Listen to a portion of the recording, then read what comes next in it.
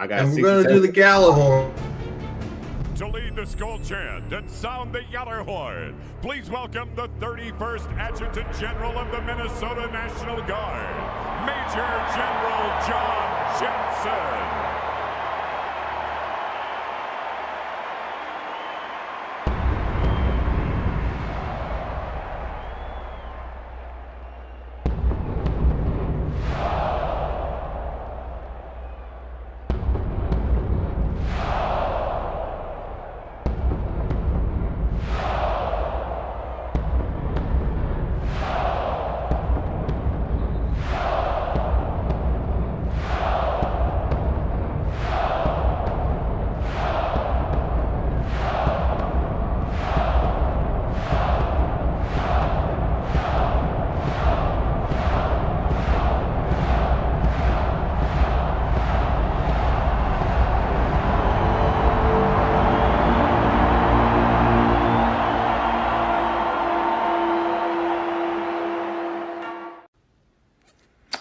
Well, hello, this is John Randall, Minnesota Vikings legend, and it is my pleasure to say, Minnesota Vikings fans uncensored, are you ready?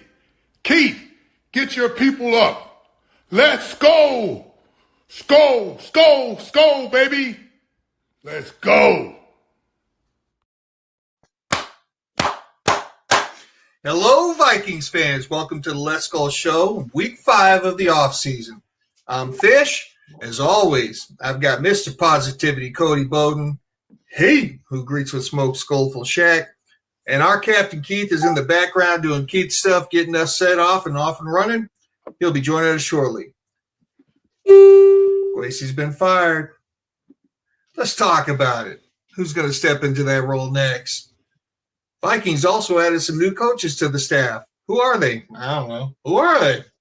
C.J. Ham officially retired, and Justin Jefferson misses Sam Darnold. We're going to go around the Gallahorn with our hot takes, make our Purple Prophecy predictions, and talk all things SKOL. Tonight, we're going to be joined by D. Woods from the SKOL State of Mind podcast. But before we jump into all that, let's break this ice. Fellas, you in the chat, how you going to Super Bowl this Sunday? Where you watching? Who you watch with? What you eating? That's the important thing. What you eating? Well, I know my wife, she's a huge wings eater, so I want to make some homemade wings for the game, stay home with the family. Kids are going to watch those commercials. They love the commercials during the Super Bowl, especially the new movie trailers coming out when you get the Super Bowl spots. But I'm just looking forward to eating a boatload of wings and enjoying that halftime show that's also coming out. So on Turning Point, but yeah, it should be a good time. Thank you, Shaq. For me, I done messed up. I done made wings a week early, so I'm not trying to eat another set of wings.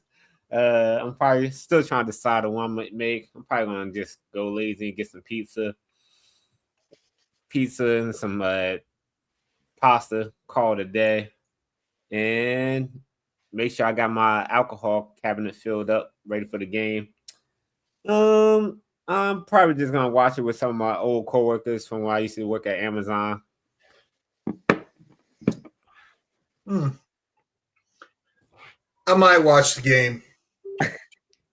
Probably watch the game. I guess I'll watch the game.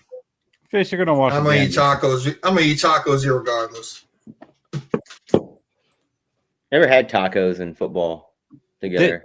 Did I hear Shaq say he can't have wings 2 times in 1 week? No, I can't.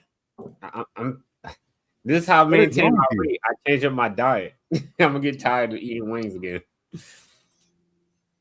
Oh my gosh, I could eat wings every day. Pigs in a blanket. You could flavor them different rub, different sauce. You can do wings all kinds of different ways. Yeah. The biggest question is, are you an all flats guy? I usually get the whole wings, but for me, it don't matter flats or I don't know what the other one would be called. Was it not drumsticks? Drumstick. Oh yeah. Drum. I'm a drums. I'm a drums guy. I mean, I'll eat the flats, no problem. But if I got to choose between them, I like the drums. My favorite bar, they did all drums. Oh man, the best. I'm not picky.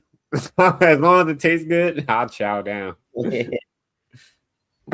That's funny. That's kind of like a big debate though. Like I never knew that when I first like started eating wings. Like I knew I like drums more, but I like the flats too. But then people started asking like, which one do you prefer? I was like, I never even thought about that. Mm-hmm. Like, it's a big thing. You're either a flat or a drum person. The real question is, how do you eat your flats? So there's nothing left. You gotta get your tongue up in the center, Shaq. I'm gonna answer your question. You gotta get your tongue up in the center. You gotta take that one piece of meat that's stuck in the center, and you gotta use your tongue to manipulate it out, and then you gotta pull it off. Is that the answer you was looking for, Shaq? There you go, Fish. you gotta make sure you get all in there. Vikings after dark, baby. How you eat them wings? Oh, we there now? We there now? Oh, Shaq definitely sucking all the sauce off. Yeah, maybe Shaq shouldn't have wings. No wings. Oh. So, as Fish said earlier, CJ Ham did officially retire. He spent his whole 9-year career with the Minnesota Vikings, made 2 Pro Bowls with us. He's a undrafted free agent, which seems to be our specialty lately. But before Kwesi, we were still getting some UDFAs up in here. He was a special teams player in 2018. It seems like he was used a lot more before KOC got here. And then he kind of got phased out. And every year that KOC's been here, it's kind of been like, oh, this is the year he gets cut. No, this is the year he gets cut. For sure, he's getting cut this year. There's no way he's going to make the roster. They don't even use him. But he was able to hang on every single season. And he decided to hang him up and said it's time for him to go be a soccer dad. And I can respect that. Fish, I know CJ Ham was one of your favorites. How you doing over there? I'm glad he was given the dignity of being able to retire instead of being cut from his only team. Even me last year as a man, like he's one of my favorite humans on the team, right? And last year I was like, well, if we're not going to use him, and we weren't going to use him. And it's unfortunate because, when we did put him on the field in the running game, things look better. Pass protection looked better. All that stuff. Be it here nor there. He's a great human being and a hell of a good football player. And I still think he should have been our tight end 3. And how do I think of him retiring? Attaboy. I don't know if he's on the same level as Klein Saucer, but he's one of the few remaining true fullbacks, and we're going to miss him. We don't know yet. We're going to miss him. Yeah, it's crazy. He's had double the amount of receptions that he had carries. He had 84 receptions and 42 carries. Do any of you know CJ Ham's real name? I can honestly say I don't. Cortez Thaddeus Ham Jr. I was close. I said Corey. Hey, you got the first 3 letters. Corey Ham, the kid called after Corey James Ham. Okay, so Cortez Thaddeus Ham Jr. You tell me that J comes from the junior? Yeah. I'm pretty sure JJ comes from. I think JJ McCarthy's comes from that too. What's his real name, Shaq? Jonathan James. Oh, is it? Okay. I know there's another player on our team who gets their junior from. I mean, their extra J from junior. I thought it was JJ. Isn't Snoop's real name Thaddeus? Yes. No, it's Brodus. Oh.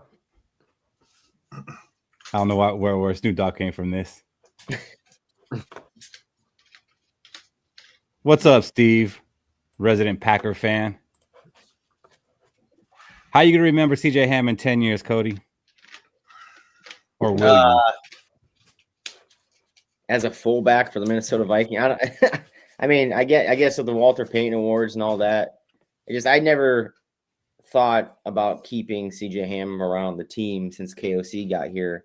Could easily just pushed a tight end in over there into that position to play that position. But for what Fish was saying, as a human being, always being part of the Walter Payton Man of the Year award, it's going to be a tough time taking that kind of positivity away from the organization. And how are we going to replace that? Because I've guaranteed he was a locker room guy too. So it's going to be tough to replace that, especially this offseason, a guy of that caliber. So I'm going to miss him for that. Yeah, I think he's been more of a locker room guy, more than he's been a presence on the football field the past couple of years. And you almost wonder, like, could he become a coach? But I don't know if that's in his plans. It seems like he wants to do more family time. Mm-hmm. Mm. That's the same thing, like, I think with Harrison Smith. And everyone's like, well, if Harrison Smith doesn't come back, he could be a coach on Brian Flores' staff. Like, I don't think Harrison Smith wants anything to do with football after he's done, at least for a few years. Like, I think he wants to get away from it too.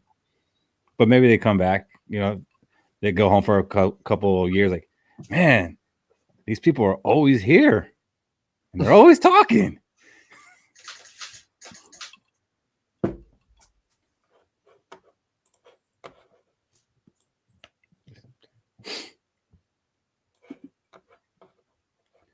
So, during the Super Bowl week, there's a lot of interviews going on. And for some reason, Justin Jefferson has been on like every show, getting interviewed by multiple people, and Aaron Jones as well. And both of them have been asked questions about the quarterback in Minnesota. And they both have mentioned that the Vikings should have brought Sam Darnold back.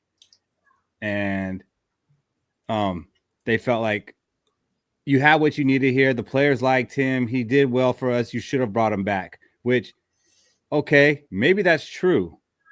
But how do you guys feel that they're coming out and saying that when they have a quarterback at home? Trade him. Trade him and cut him. Yeah, it's scary.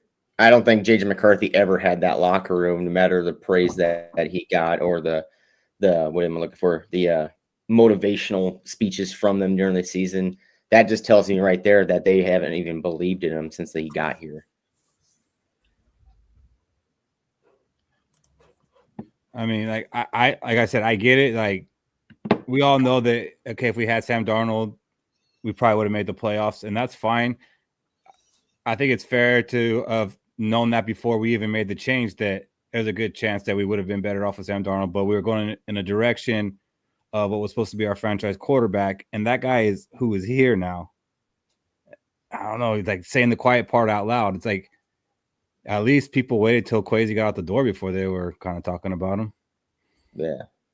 I mean, at least he's speaking facts. I mean, they're both speaking facts, but they're also saying, hey, that's our quarterback too. At the end of the day, we got to keep working with him during the offseason.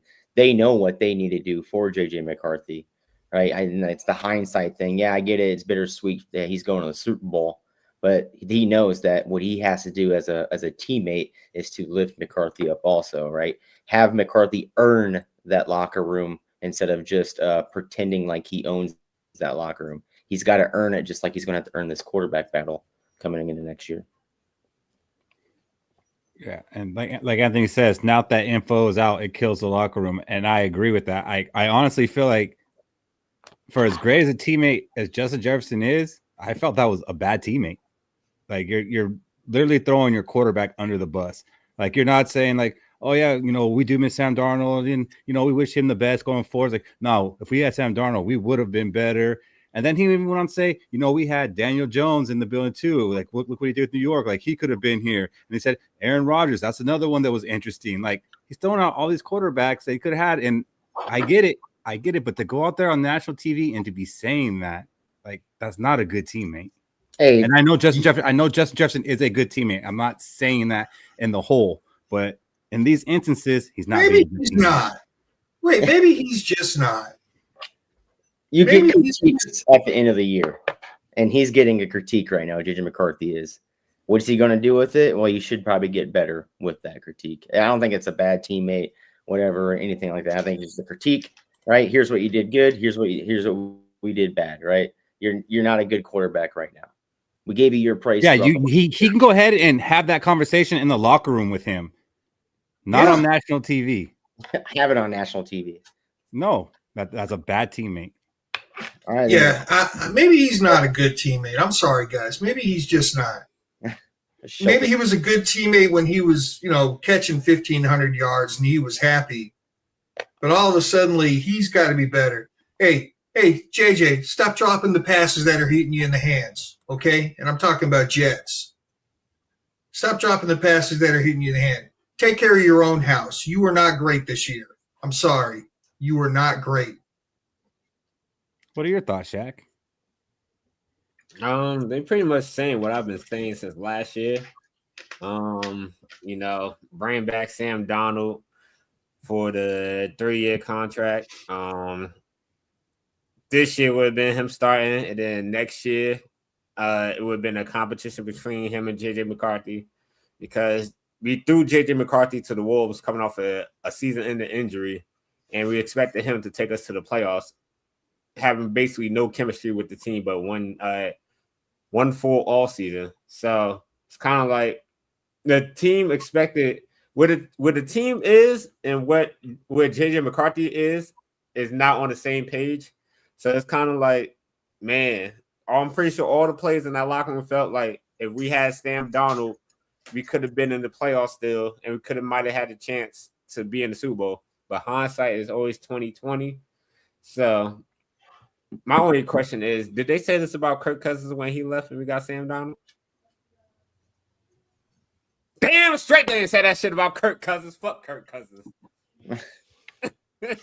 But how do you feel they are saying that? Like, what do you think that's doing for this team? Or it's not a big deal? It's tough love. Like, JJ McCarthy, deep down inside, knows he was not good at all this year. He knows that he let this team down, and so he needs the leader of the team telling him that in national TV, even though he already knows it. Yeah, add extra motivation. He's what you call it? Wait a minute, Shaq. Hold on just a second. Yes, they did say that shit when Kirk Cousins, to a man almost, except for you. We were all like, this is going to be a down year with Sam Darnold. He's a bust. He ain't no good. He sees ghosts, yada, yada, yada. National prognosticators were picking us to place fourth in the division. It was a surprise for us to win that many games and be competing for the division at the end. Everybody was shocked. So, yes, they were talking about how we were going to have a down year with Sam Darnold as our starting QB. And then when it was, it's a bet toss-up in spring training between him. They didn't say it after the season, like they're saying right now. They didn't say if they would have had Kirk, they would have done better. Oh. Weren't they? Nah, we smacked the shit out of Kirk. We got his ass benched. And then it wasn't just Justin Jefferson. Aaron Jones, he said the same thing, that, they would have been better with Sam Darnold. And, when you have a quarterback who plays well and who the players, gel with, you should keep that guy around. And I get it. Like, what he's saying, it's true stuff. But you're really throwing your quarterback under the bus. And then they brought up Aaron Rodgers to Aaron Jones. And they started talking about that. And they asked Aaron Jones, where do you think Aaron Rodgers should play next year? He said, Minnesota. That's throwing your quarterback under the bus. I think you're looking at the wrong way. Does that mean Aaron Rodgers is coming to Minnesota? He could. I'm not saying he's not. That's more important information than how JJ McCarthy feelings is right now.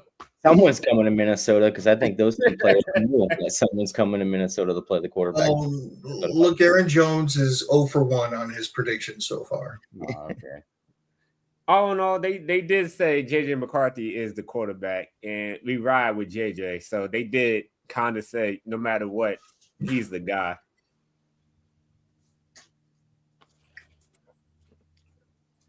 But you got two of the leaders on the team, two captains on the team, basically calling you out on national TV during Super Bowl week. tough pill to swallow. Swallow it. Do better, and he will. Then they'll praise you on national TV about how much better you are over 1 year. How you took the Minnesota Vikings to the Super Bowl. It's criticism. Take it. I just don't think that's the place for the criticism. Mm-hmm. I think the inmates kind of broke out of the asylum for a second with Kwesi firing. Just like, screw it. Free for all. Yeah, I mean, we'll see what this does. Like this offseason, like people were saying this is going to be an interesting offseason for the Vikings a few weeks ago. And I was like, you know what? I really don't think it is. I think it's going to be pretty calm. No, it's not. Nope. It's going to be a crazy offseason. These are the days of our lives. I think it's going to linger into the season too, and it's not going to be good. It's going to be ugly. I mean, if that does, then there's going to be more firings. Oh, yeah. And before we get into that, though, let's go ahead and bring on our guest for tonight. We got D Woods from the SKOL State of Mind podcast. What's up, D Woods? What up, D? What's good, fellas? What's good? What's good? What's going on, y'all? Sorry about the lateness, California traffic. It is what it is, man. I understand that. Yeah. What's going on, man? What we on? We talking about the Diana Ricci stuff and how people feeling that McCarthy's being thrown under the bus. That's what we on right now. Pretty much. No, we were just kind of talking about JJ McCarthy and Aaron Jones, how they were making comments about how they should have kept Sam Darnold and they would have been better with Sam Darnold, and even saying, the Aaron Rodgers should consider Minnesota next year. So it's just kind of like I get it. Like they can think that and have those conversations privately. I just kind of have a problem with them coming out in the public and the national media saying that stuff. So you got to think about it like this, especially the Aaron Jones piece, right? They asked Aaron Jones about Aaron Rodgers because, for one, Aaron Jones and Aaron Rodgers played together, right? Yeah. So they have that relationship, and Jones isn't going to say anything that's going to be like controversial towards Aaron because that's his guy. But at the same time, when they speaking on Sam, how I look at it like that is, even though they only spent 1 year with Sam, where are they at right now? Where are these interviews being held? Radio Row at the Super Bowl, right? Who's in the Super Bowl? Sam. So the last thing you want to do, even if you're feeling some type of way and you want to big up, your guy, that's your quarterback, you still want to give Sam some kind of like, hey, we got you. I'm happy you here too. I just don't really like play too much into it because it's Radio Row, man. You're gonna get a lot of people sticking microphones in your face around this time. I just don't really take it out of context. Like what he's saying is real. Like they probably would have won a couple of more games with Sam Darnold. But at the same time, will we be in the Super Bowl with Sam Darnold right now? That's the real question. Yeah. No. Right. Right. I get that. And they like you said, they could give him they can give him his big ups. Like, hey, I'm happy for Sam Darnold. He's doing his thing. He played, good for us. But to go out there and say, like, oh yeah, we'd be playing better with him. And then he went on to say, we'd be playing better with Daniel Jones. We'd be playing better with Aaron Rodgers. That would have been a dream come true. Aaron Jones out there saying, yeah, he should give his man props. That is his man. But then they asked him where Aaron Rodgers play next year. He says Minnesota. We don't even know if Aaron Jones is going to be on this team next year. Don't, but I'm just like, what? Like, I just don't really like. It's Radio Row. I'm just not really like buying it. I know, but the fact that we don't know if he's going to be on this team is even a bigger reason why he shouldn't be throwing rocks. True. I get that. I just look at it as this Radio Row, like tempers and everything is a little bit different because the general manager just been fired, and it's a whole lot more going on, with the franchise, with the players, with the coaches in the front office. And I just think like sometimes, when you constantly stick microphones in, people's faces, like they just say whatever, like now we talking about this and then we ain't talking about holding Kevin O'Connell accountable for his bad play calling all season. You get what I'm saying? Like it's just a constant change of the narrative and we keep moving like the goalposts of what we really should be talking about. That's why I'm like in all honesty, like I don't really care because Justin Jefferson ain't going nowhere. Aaron Jones might be cut in the next couple of weeks. So it's kind of like, for me, it's like, hey, we got to get back to business, bro. Yeah. for real. Like, captains of the team are throwing your quarterback under the bus. Your active quarterback under the bus is being thrown, your active quarterback is being thrown under the bus by a captain of the team.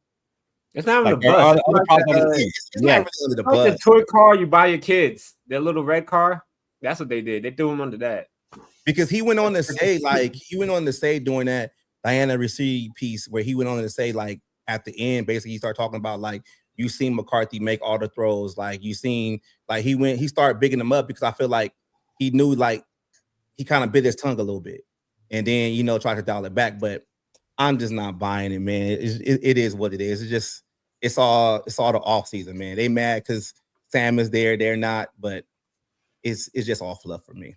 I know one thing for certain now. I damn sure want us to be on Hard Knocks this offseason. Mm-hmm. Hey, for real. We've never been on Hard Knocks. And if you I want to see this. Yeah. If I'm JJ McCarthy and I can't take, and let's say he can't take any of this criticism coming from the media, he's not a true National Football League quarterback. I'm sorry.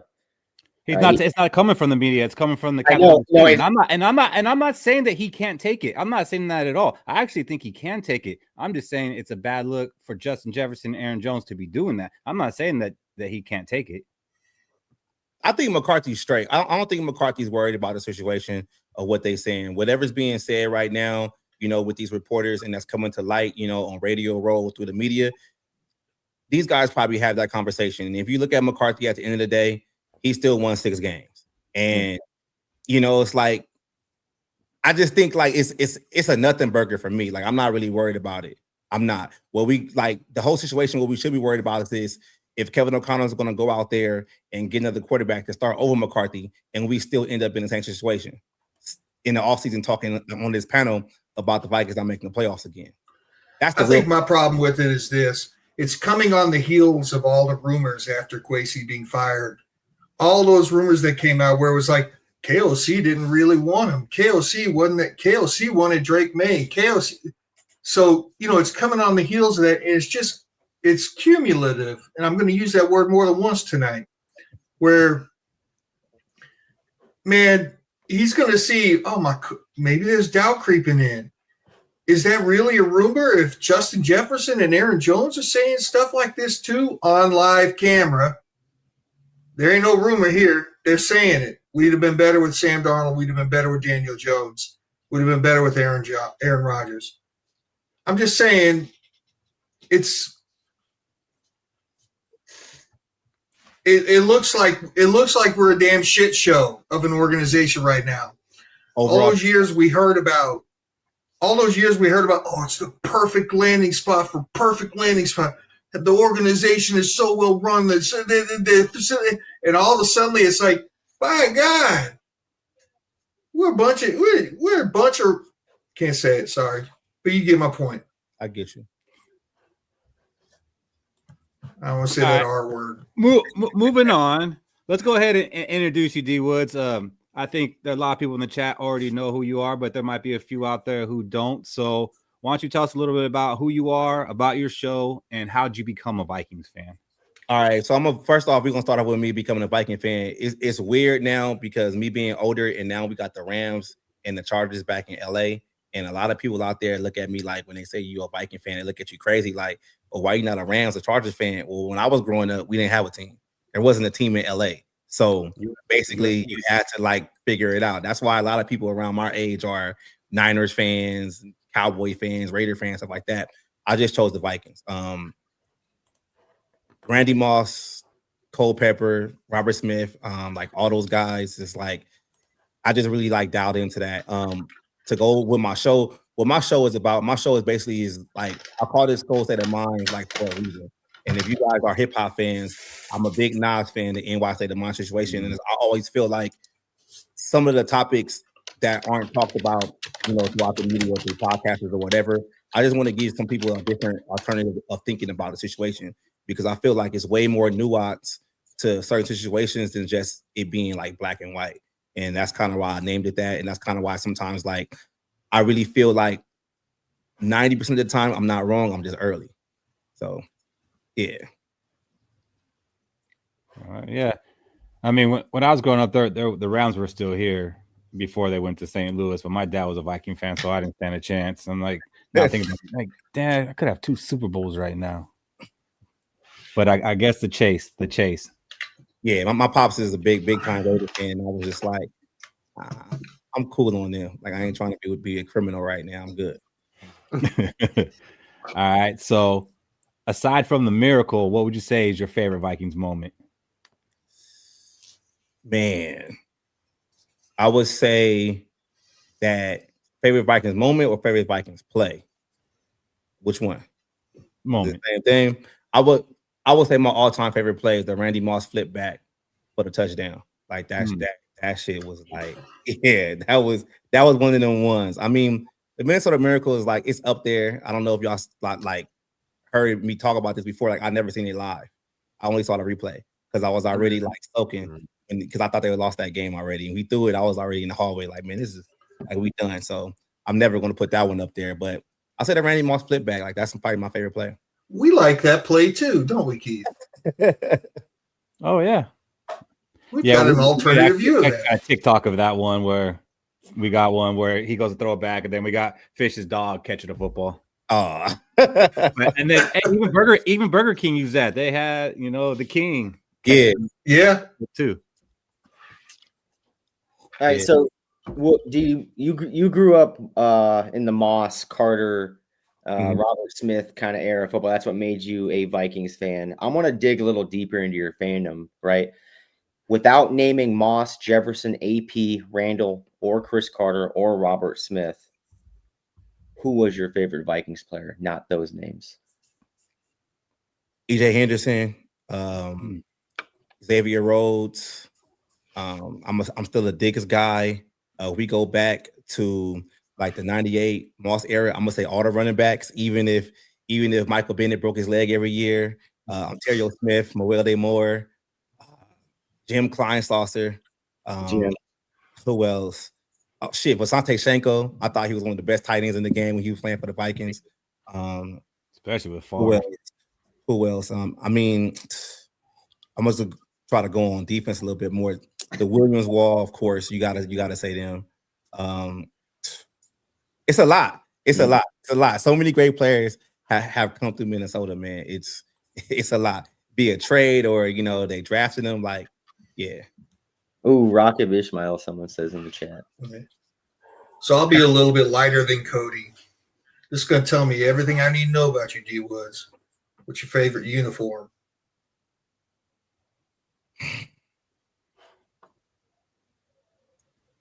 I like the retro OG ones better. Like I like those better. Like those are my favorite ones right now. Like the color rush one, I just wish the color rush was yellow, not purple. Because that would be a better color rush situation. Not the purple, not like I just understand that one. But the OG ones are probably my favorite ones. I hate the ones that Jared Allen had with the shit down the leg, like them are ugly. But yeah, those. Yeah, I like the '98 Cunningham ones, Moss rookie year. Mm-hmm. I don't even like the whiteout ones. I said to the comments that I don't even like the whiteout ones. I like the whiteout ones when they play, but when you actually try to tie like the buy the jersey, it doesn't even look the same. So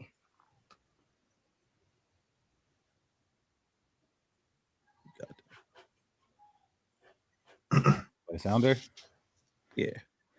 I'm waiting on y'all, man. Oh, my bad. So my question for you, D Woods, though, is this all season, Minnesota seems to have a lot of issues. What's one of the biggest things you feel like Minnesota Vikings need to address this all season so we can get to the next level? They need to figure out who's making decisions, and they need to have one vision and one plan, and they need to get rid of this whole collaborative effort situation, because you can see like that's why you have a lot of infighting, because I feel like there's way too many cooks in the kitchen. And I think like for this organization to be strong and to actually like go in the right direction, they need to like, I know we haven't got to the GM situation yet, but they got to have somebody that's the guy. Like, all right, he's the boss. Everybody fall in line. This is what we're going to do. This is the plan. We're not going to deviate on the plan just in case it's not an emergency or whatever. And that's what they got to do. Like, they have to figure out leadership first. And I don't think it starts with Kevin O'Connell. I don't even think it starts with the people in the front office. I think it actually starts with the Wilfs. Like, they have to like put the hammer down. Like they really have to do that. And that's why we dealing with the same situations that we've been dealing with the past 25 years. And I mean, I ask this question over and over again. If you look at what we're dealing with right now with Kwesi being fired and Kevin O'Connell, it's kind of similar to the whole Mike Zimmer, Rick Spillman situation. We going through the whole situation all over again, and that's all lack of vision and lack of focus, lack of one person like making decisions. That's just how I see it. You said to get away from the collaborative thing, we did fire the GM, right? And we're going into the draft. How collaborative is it really going to be now with all these chiefs in the office? I mean, and the new assistant head coach, the operations manager, all these crazy things. Rob Brzezinski, O'Connell, Flores, like how it's going to be really collaborative this draft. And that's what I'm saying. Like it's going to get worse. That's like kind of why like people, you don't really blame Kwesi for anything. It's like I just see this team like take a lot of like whiffs on certain situations, and it's like not having that one vision or hey, in the draft we got to go get X, Y, and Z. You got too many people that have their hand in certain situations. Like I don't know if y'all saw the report about Kevin O'Connell and the coaching staff, doing way more with scouting after the 22 season. And if you look at that, you can tell you why they drafted Ty Felton in the 3rd round when they could have drafted Trevion Henderson. You get what I'm saying? That's Keenan McCardell basically pounding the table for wanting to get his guy. Oh, they traded up for Dallas Turner because, Brian Flores wanted to get his guy. Like, that's like, you can't do that as an organization.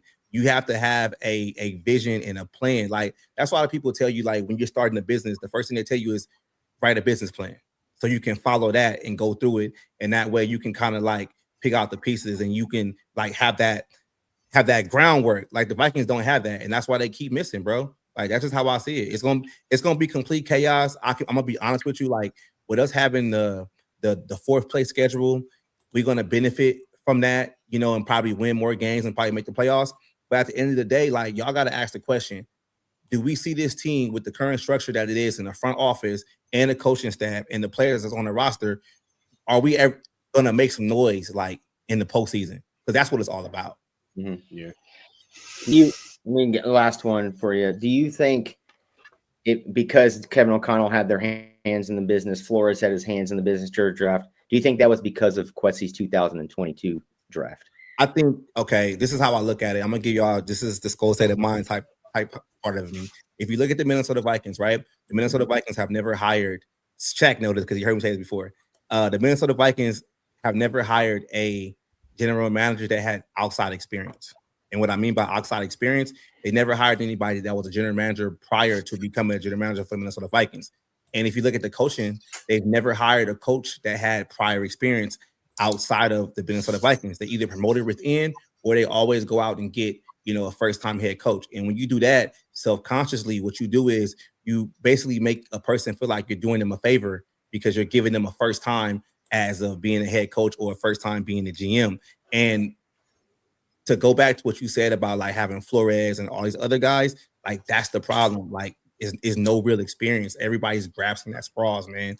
And that's like it's so much dysfunction and is deteriorating from the inside, man.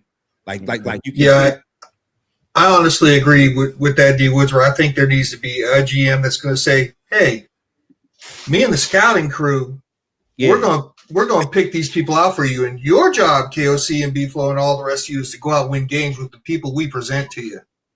Do your job. Yeah, exactly. Like that's how it has to be. Like if you look at like right now, you got Grigson as the interim, GM right now, right? I think he's basically auditioning for the job. That's probably why he hired this new guy to take over his role because he's probably going to get that role. And that's the same reason how Spillman got the job. He got promoted from out of the triangle of authority to the GM role because they made a mistake with giving Childress too much power, which is the same mistake they're making right now with giving Kevin O'Connell too much power. like it's just repeating the cycle over and over again, man. It's like, me personally, I would just blew this whole thing up off season, started over, brought a new GM, brought a new coaching scheme, and like went from there because it's like you're just putting a band-aid on the situation, man. Like it's not looking good.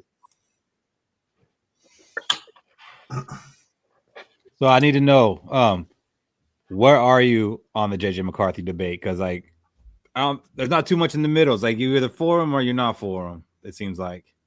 I think JJ McCarthy's gonna be a stud, man. Like I got high hopes for him. Like He only played 10 games. He showed a lot of flashes. The big thing with me with McCarthy is that he can't stay healthy consistently.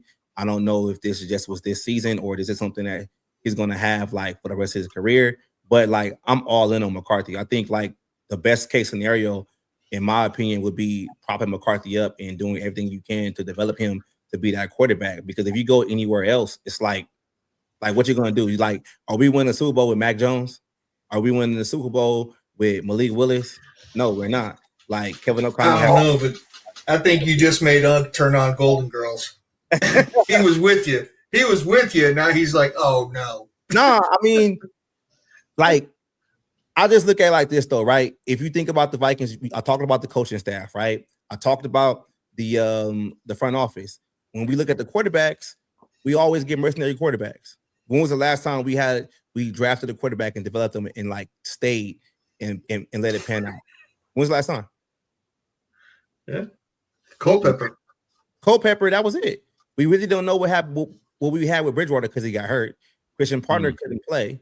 So it's like we can't give up on McCarthy right now. The kid only played 10 games. I would say after this season, if he doesn't stay healthy or if he doesn't show that he can be the starting quarterback, then you move on. But you can't move on from him right now. Like it'd be a waste of time. Like what you draft him for? That's a good point. So I want to step in and take some credit for something because obviously the Wolves watch our show.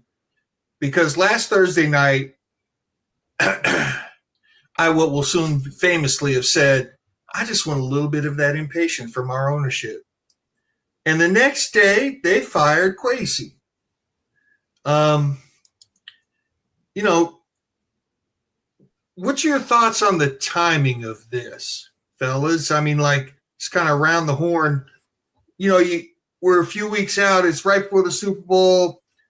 They say that they're going to hold off on hiring. They're kind of putting things into place just to get us to the draft, which is a little over 2 months away. So what's your thought? Like, how does that read in your minds, the timing? Sam Darnold made it to the Super Bowl. Like, let's just be real. Sam Darnold made it to the Super Bowl, and somebody in the front office or ownership panicked, and now they want to ask questions. And that's just what I'm saying about people not having a vision and staying with it. You knew Sam Darnold was going to be a rental anyway. You knew that. But now that he's in the Super Bowl, it changed your whole perspective on the situation. If you was going to fire Kwesi, you shouldn't have fired him when we were 4-8. Shouldn't have fired him then. That way you could have had way more time to look for another GM. But now you're going to tell us that you're not looking for one because we got too many things. Like, nah, make the phone call. That's what I'm saying. Like, it's just setting up that Rob Brzezinski is going to be the GM. Like, that's just what they're doing right now. And it's just like it just keeps showing way more dysfunction because they don't have a viable plan. Like they don't. Like Kwesi, I get it.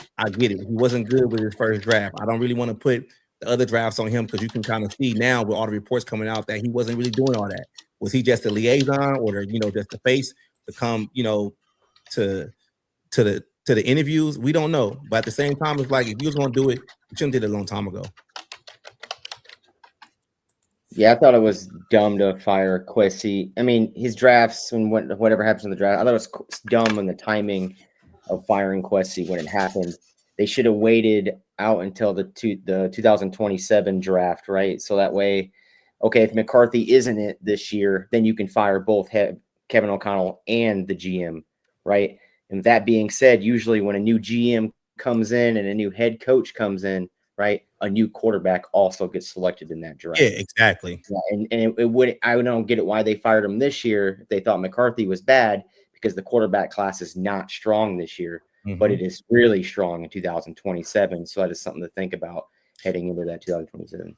And no, Cody, if he's bad and he plays the whole season, wouldn't you want that like from a front office? Because now you're picking higher in the draft for that 2027 draft that has way more quarterbacks at the top.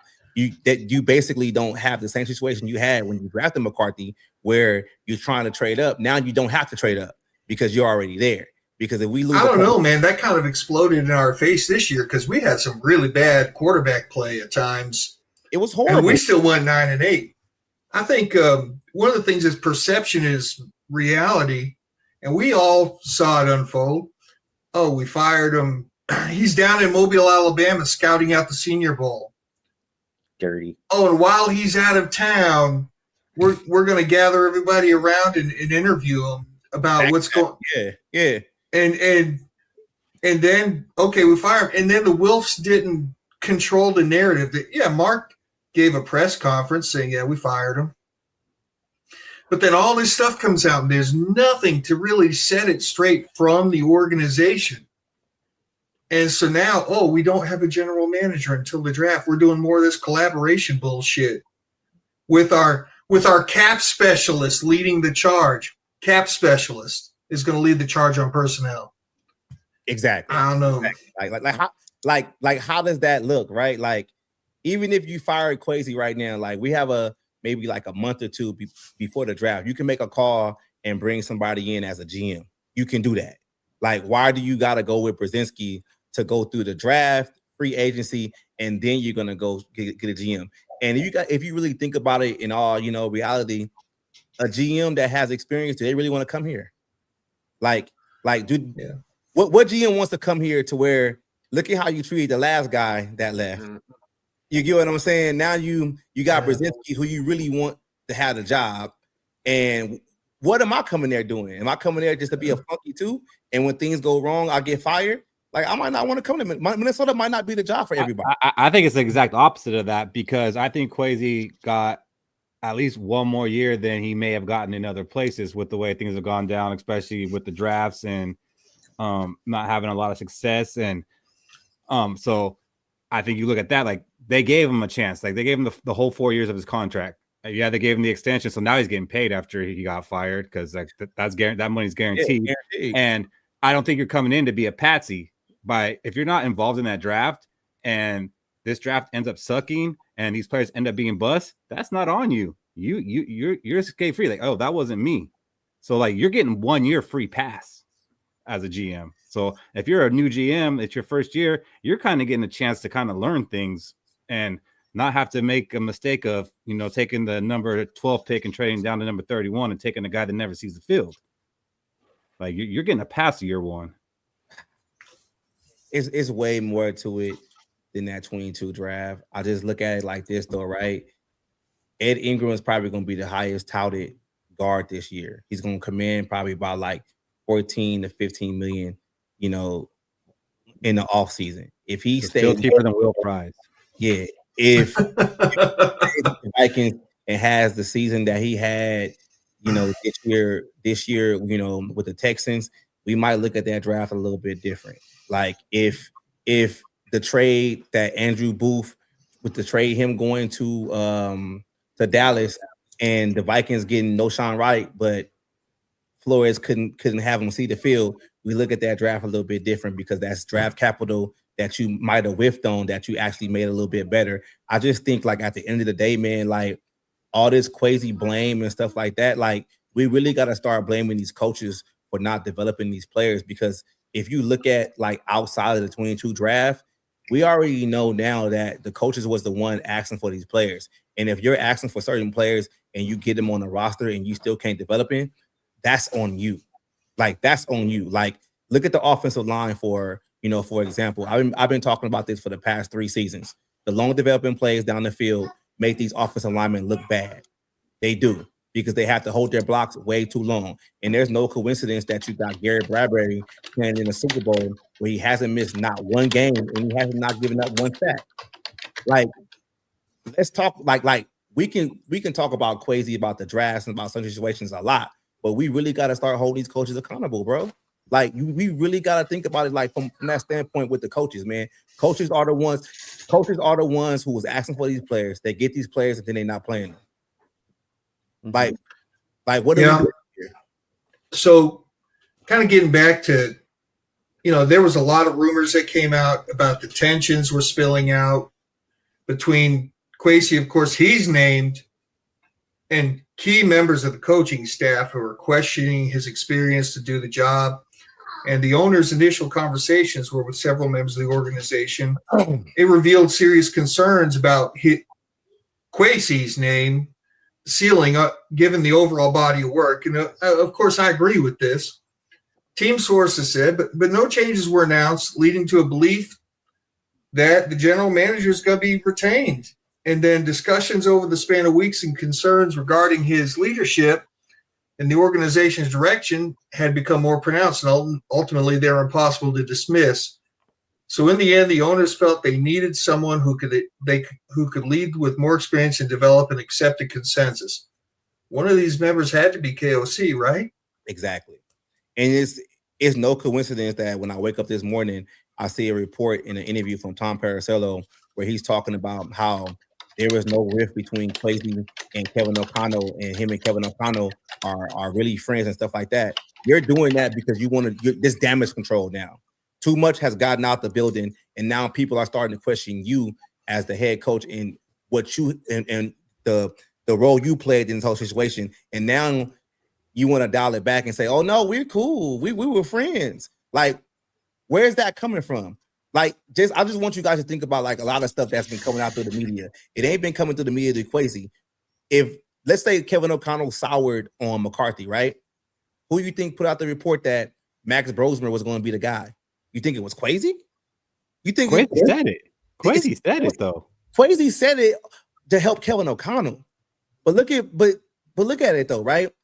Then when Max Brosmer played, the narrative changed. Like, you got to really start thinking about who's talking to the media with all these reports. That's Kevin O'Connell, bro. It ain't nobody else. I don't know about that. I don't know if there's. I mean, no, I definitely think Kevin O'Connell is one of the people that was going and talking and had issues and concerns about, can we win with this guy as our general manager? I definitely think that was something, and that had to come from a place of maybe he felt he wasn't being listened to. But I also think it was Brian Flores. That's why Brian Flores didn't sign that contract during last offseason, because he could sign a contract here and he could still go be a head coach the next day. That doesn't prevent him from going to be a head coach, but if he's not seeing the direction of this team and the leadership, then he probably got questions too. They don't got one starter on that team from the draft in the 4 years on the defensive side of the ball. Who fault is that? Kwesi's. You think so? I think so. Well, I mean, ultimately, it's got to be. He's the one that makes decisions. That is weird. Like, what if there was a rift between Flores and Kwesi? Because who signs the coaches? Who picks the coaches? It's the GM, right? The GM picks his coaches he wants. We didn't learn about Flores's signing until, was it after Kwesi was fired, right? Did Kwesi want B-Flow back? I don't know if people wanted to come back with Kwesi. So I don't think it's I just think everybody's trying to position themselves to get what they want. Or did B-Flow get reassurances? Hey, we're about to make a move on him. Oh, okay. I'll go ahead and sign with you. I'll go ahead and sign back. Y'all want me to be real fish? How I see it, Brian Flores made the play for himself. Like, Brian Flores knows damn well he's probably not going to get a head coaching job anytime soon. That's why he keeps getting passed up. The Mike Pitney interview that happened the week before everything blew up kind of shined the light on what's really going on with Brian Flores. He's hard to deal with. Nobody wants to work with him like that, regardless of his defense being great and him having a top 10 defense the past 3 seasons. That's good, but it doesn't mean anything if you can't work with anybody. And that's what's being said. That was said in Miami, and that's what's really said about all the ex-Belichick coaches, if you think about it. So Flores made the play for himself because he really wanted a head coaching job. And once he got to the point to where he knew he wasn't going to get it, he took the interview with DC to basically jack the price up. That's all he did. Like, he wanted to do it for himself. And that's just why we got to look at these coaches from a different standpoint. They were the ones making decisions. Kwesi was the one putting the name on the board. It's just weird that he took the DC interview with Washington, D.C., right? It was for the defense coordinator. Yeah. While Kwesi was still here. Exactly. There's rumors floating around, hey, Dallas could want him for DC. Like, we're talking a lateral transfer for him moving to DC, and he didn't sign until Kwesi was gone and fired. That's when he's like, okay, yeah, I'm coming back. That's just weird. At the time, I think we were speculating that the rift was between B-Flow and KOC, though. I think there's a rift between all of them. But you said Flores signed. I think Flores signed before Kwesi got fired. He did, but I think the wheels might have already been in motion. Let some reassurances that Patton won't be here and Kwesi won't be here. I don't think he wanted to work with either of them. And quite Kwesi, B-Flow, he shouted out like, "Oh yeah, it's been a great time here with KOC. I love Minnesota. I love the Wills." He never said I love Kwesi. He don't have to. I mean, okay, he doesn't have to because he doesn't. Because he doesn't. He don't so why would he say it? Why would he say it? Man, I just think when you want to pay a narrative or you want to throw a guy under the bus, you're gonna pick out everything that you feel like is gonna like support that situation. I just really feel that B-Flow knew he played himself. B-Flow bet on himself. He didn't sign a contract because he wanted to be a head coach. Once he really got word that nobody was going to hire him as a head coach, then he wanted to like make a play, go to DC, and I mean Washington, DC, go to DC and interview for that job. And basically that wasn't going to work out because they hired Daronte Jones because he's easier to deal with. That's why he went there. That interview wasn't even for him. There was no way he was going to go be a DC under a defensive-minded head coach. That was never in the cards. He was there to talk about the word on the street was from Kwesi, actually.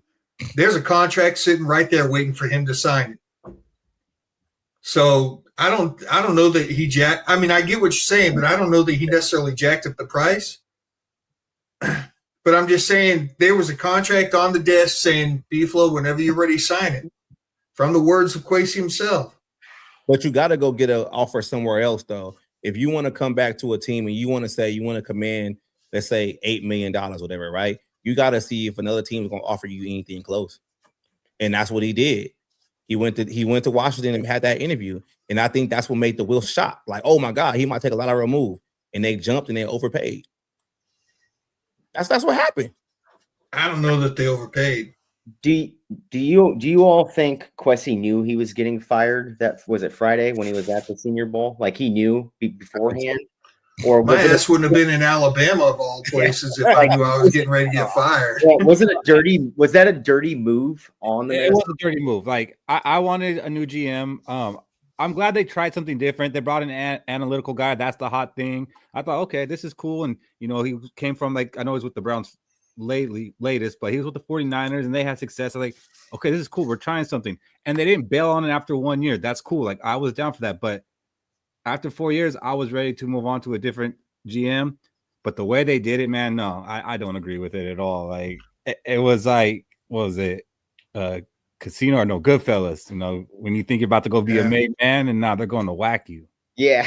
Like, hey man, did you get the email about the meeting? No, I'll be in Mobile. What meeting? Like yes, like they were meeting with everybody, and Kwesi's meeting was Tuesday at 9 a.m. But he was in Mobile. Yeah, he missed his meeting. But let me ask you, you think that wasn't handled great? With the current structure, Brzezinski, Kevin O'Connell, Brian Flores. Like, what do you see this team doing next season? Like where do you see it? Getting our ass kicked. No, I don't. I think so. We assume that KOC and Brian Flores are going to have all this power in the draft and this roster construction. We don't know that for a fact. But if that is the case, then KOC's ass is on the hot seat, and he's going to sink or swim with his decisions. And I'm kind of cool with that. I just think like we're really going to see the soap opera spill over this season, because now like the shield of Kwesi not being there, like of knowing that you have a fall guy, like you're gonna see stuff that we never thought we would see before. But you want Kwesi gone, right? Because you want somebody that's got a plan that's going to stick to it and not just be this collaboration. Like you're saying he's picking guys that B-Flow wants, he's picking guys that KOC wants. No, you want a GM that's going to take command. Yeah, doing that. So it's okay that we moved on because maybe the Wills want that too. Maybe the Wills want that too. Moving on. I'm cool with that. I just was more upset about how they did it, when they did it, and then how the media tried to portray him that everything was on him. Like that's what pissed me off, because I know damn well Kevin O'Connell, like the quarterback situation, right? You can't say Kevin O'Connell is a quarterback killer and everybody goes through Kevin O'Connell when it's concerning the quarterback for this team. But then when you make a decision on McCarthy or Sam Darnold, now it's not your decision. Like, nah, bro, you cherry picking.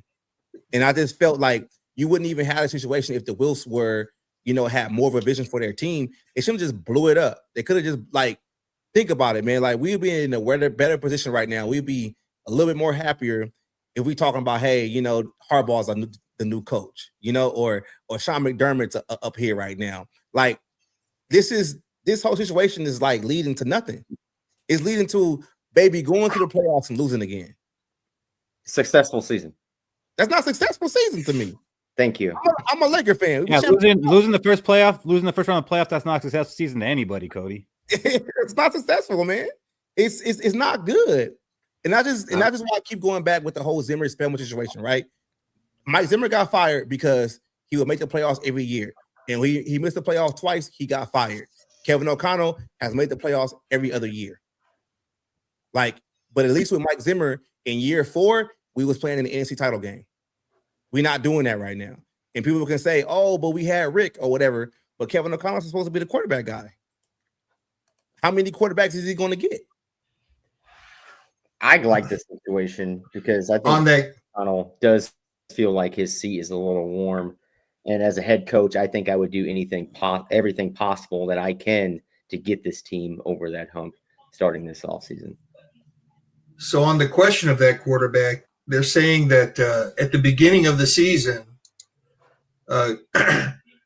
KOC was saying he's not ready, but Cam wasn't buying it.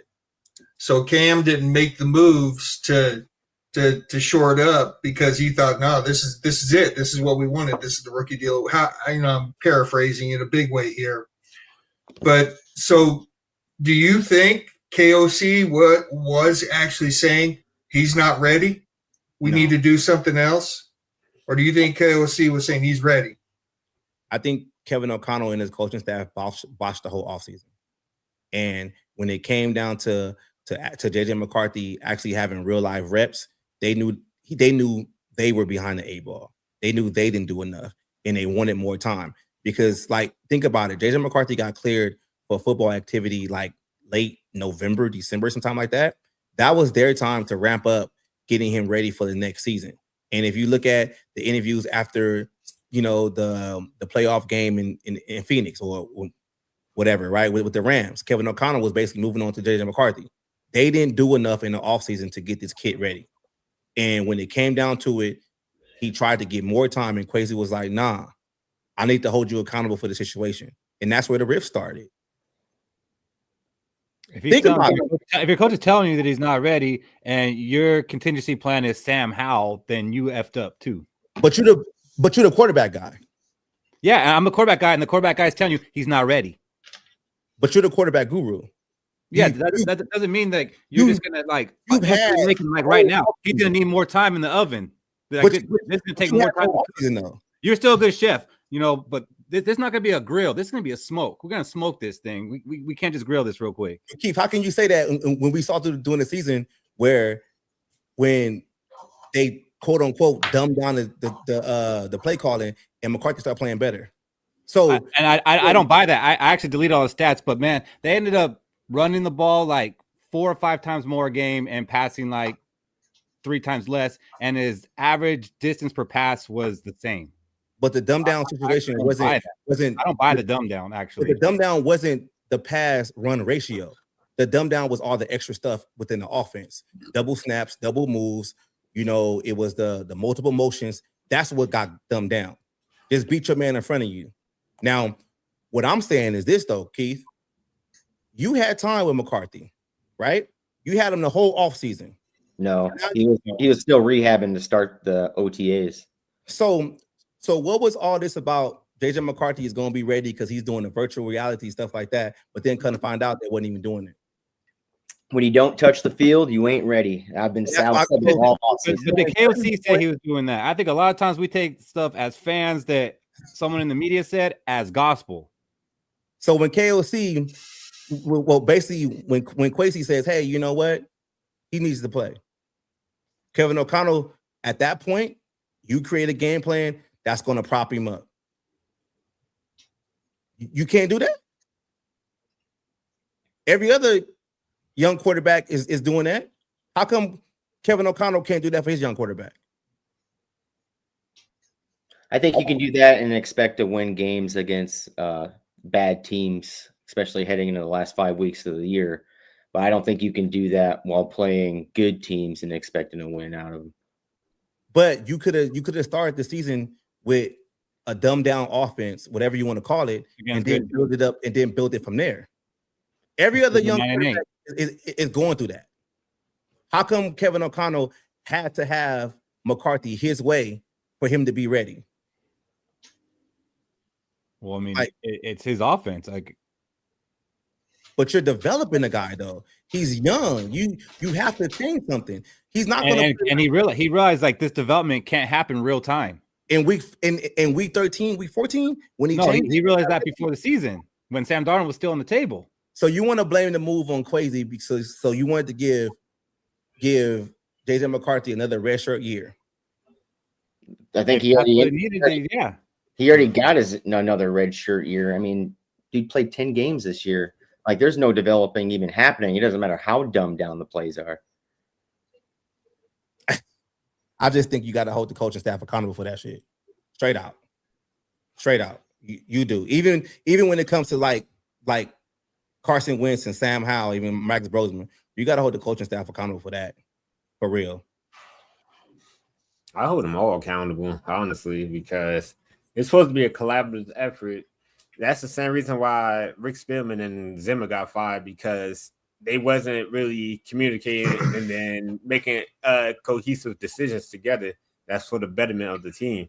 So when the GM and head coach not on the same page, this is when you get rifts and somebody's going to end up getting fired, because I'm pretty sure by the time we noticed that JJ McCarthy wasn't ready, they noticed way ahead of time, but they thought maybe they could speed up the process and then he'd be ready mid-season.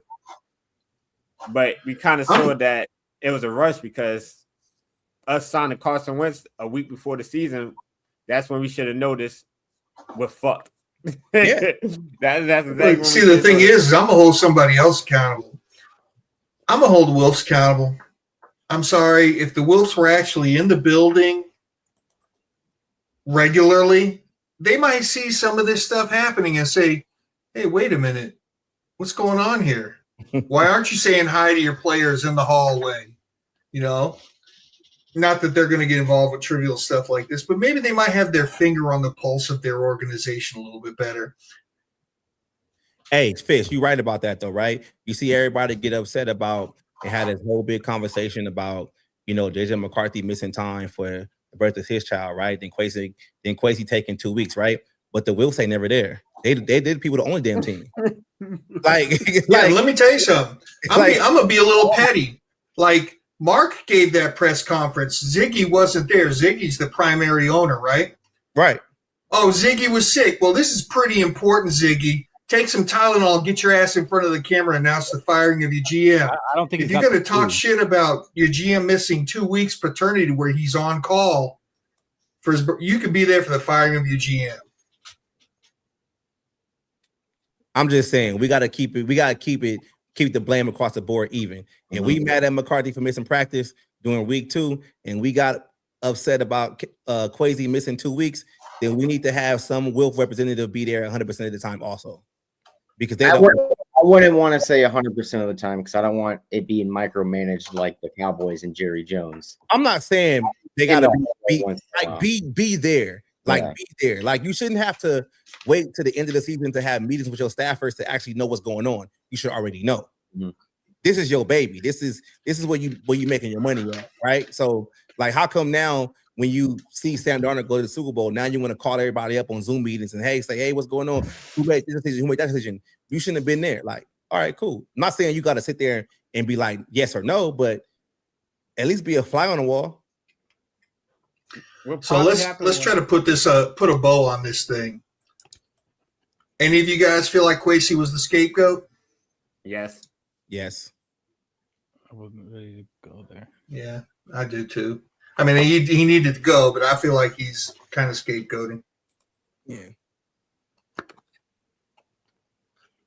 What you got, Cody? I see you moving your head over there, man. What you got, man?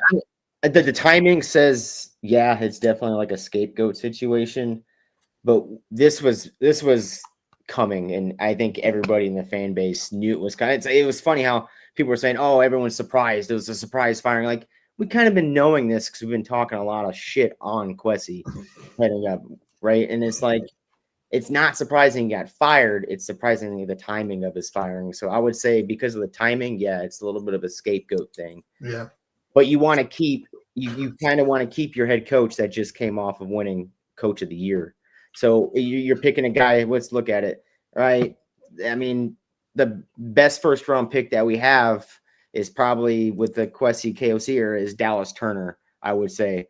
If you look at Jordan Addison, he hasn't hit 1,000 yards yet as a wide receiver one or a first round pick, right? None of the 2022 guys panned out. 2024, JJ McCarthy always injured. Dallas Turner is the best one. And then you don't know what you really got in Donovan Jackson heading forward. And he drafted Ty Felt in the 3rd round. So it's like a lot of issues going around with the drafting portion. And you wanted to say, well, we got a quarterback on a rookie deal. Well, the rookie deal doesn't make much sense when you're the 2nd worst team in the league for salary cap issues right now. Yeah, So, but that's Oh, should KOC have been fired too?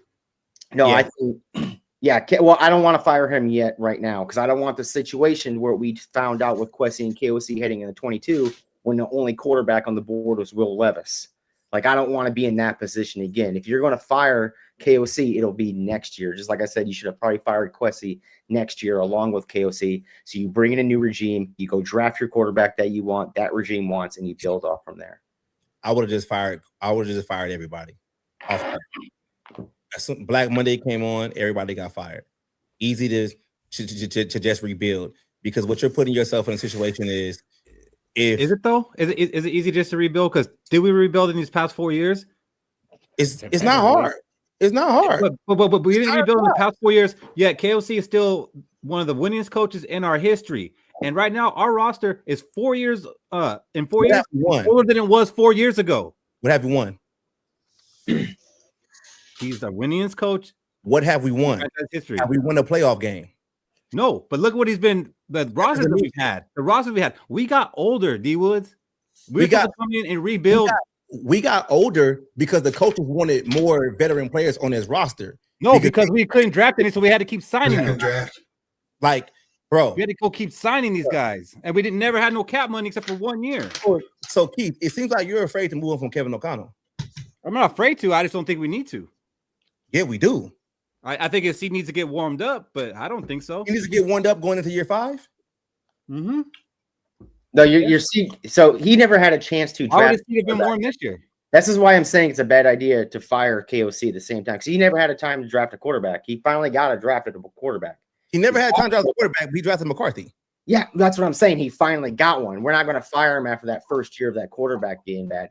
It's going to at least take another year or two added on with that rookie quarterback. Because I said at the beginning, if JJ McCarthy fails, KOC's out of the building. But I think that's when you do it because what are you going to do? Like, you're going to let him ruin McCarthy even more because he doesn't want to play up now. Well, so then you get you're not going to have a quarterback. Their rookie contract is basically nothing now. Well, it's not nothing. It's nothing right now. We're 2nd worst salary cap in the league. But the salary cap people can be moved around and restructured to be a little bit better. Like the salary cap isn't that bad. It's not that bad. It's one of the worst in the NFL. Everybody can move their money around, yes, but we are still the worst in the NFL. But who wants our players? It's hard for a brand new coach to come in. Who wants those players? Wait. Well, we need players like to play games. We haven't drafted. We haven't drafted in the. I gotta say this though, right? You overpaid for Real Fries when you didn't have to. You overpaid for Ryan Kelly when you didn't have to. Because the guy that you got rid of, Garrett Bradbury, is actually playing in the Super Bowl. He never misses a game. Oh, you wanted to change the interior defensive line? You overpaid for those guys. That's not Kwesi. That was Kevin O'Connell after the playoff loss, going on the podium saying he wanted to revamp his whole interior offensive line. And if we want to hold Kwesi accountable, he went and gave Kevin O'Connell what he wanted. Now, if you look at how much Will Fries is getting paid, he's not a top guard in this league. He's not. He's overpaid, but that's what Kevin O'Connell wanted. When he wanted Ryan Kelly, that's what he wanted. So if you want to sit here and talk about the salary cap is bad, blame that on Kevin O'Connell because his coaching staff, his offensive line group, they couldn't develop talent. He keeps calling long plays down the field, which is making all these linemen hold their blocks a whole lot longer. So now you want to go and get the top of the guys that's top of the free agent class and overpay them because you want the offensive line to look better. And what happened? We had the same offensive line woes that we had last year. In the year Not before. really. Not once they were all healthy and together. The last 6 games of the season, the offensive line was actually pretty damn good. When we weren't playing musical chairs on that offensive line, it was actually pretty good. Did Will Fries get overpaid? Yes, he absolutely did. Okay, so what you're talking about, $48 million over the salary cap, and we're worse in the league. If you don't have Ryan Kelly and Will Fries on this team, you're probably at a good salary cap situation. Ryan Kelly's like $10 million, bro. That's not a lot of money for a center. Okay, so what about Will Fries? Will Fries is a lot of money.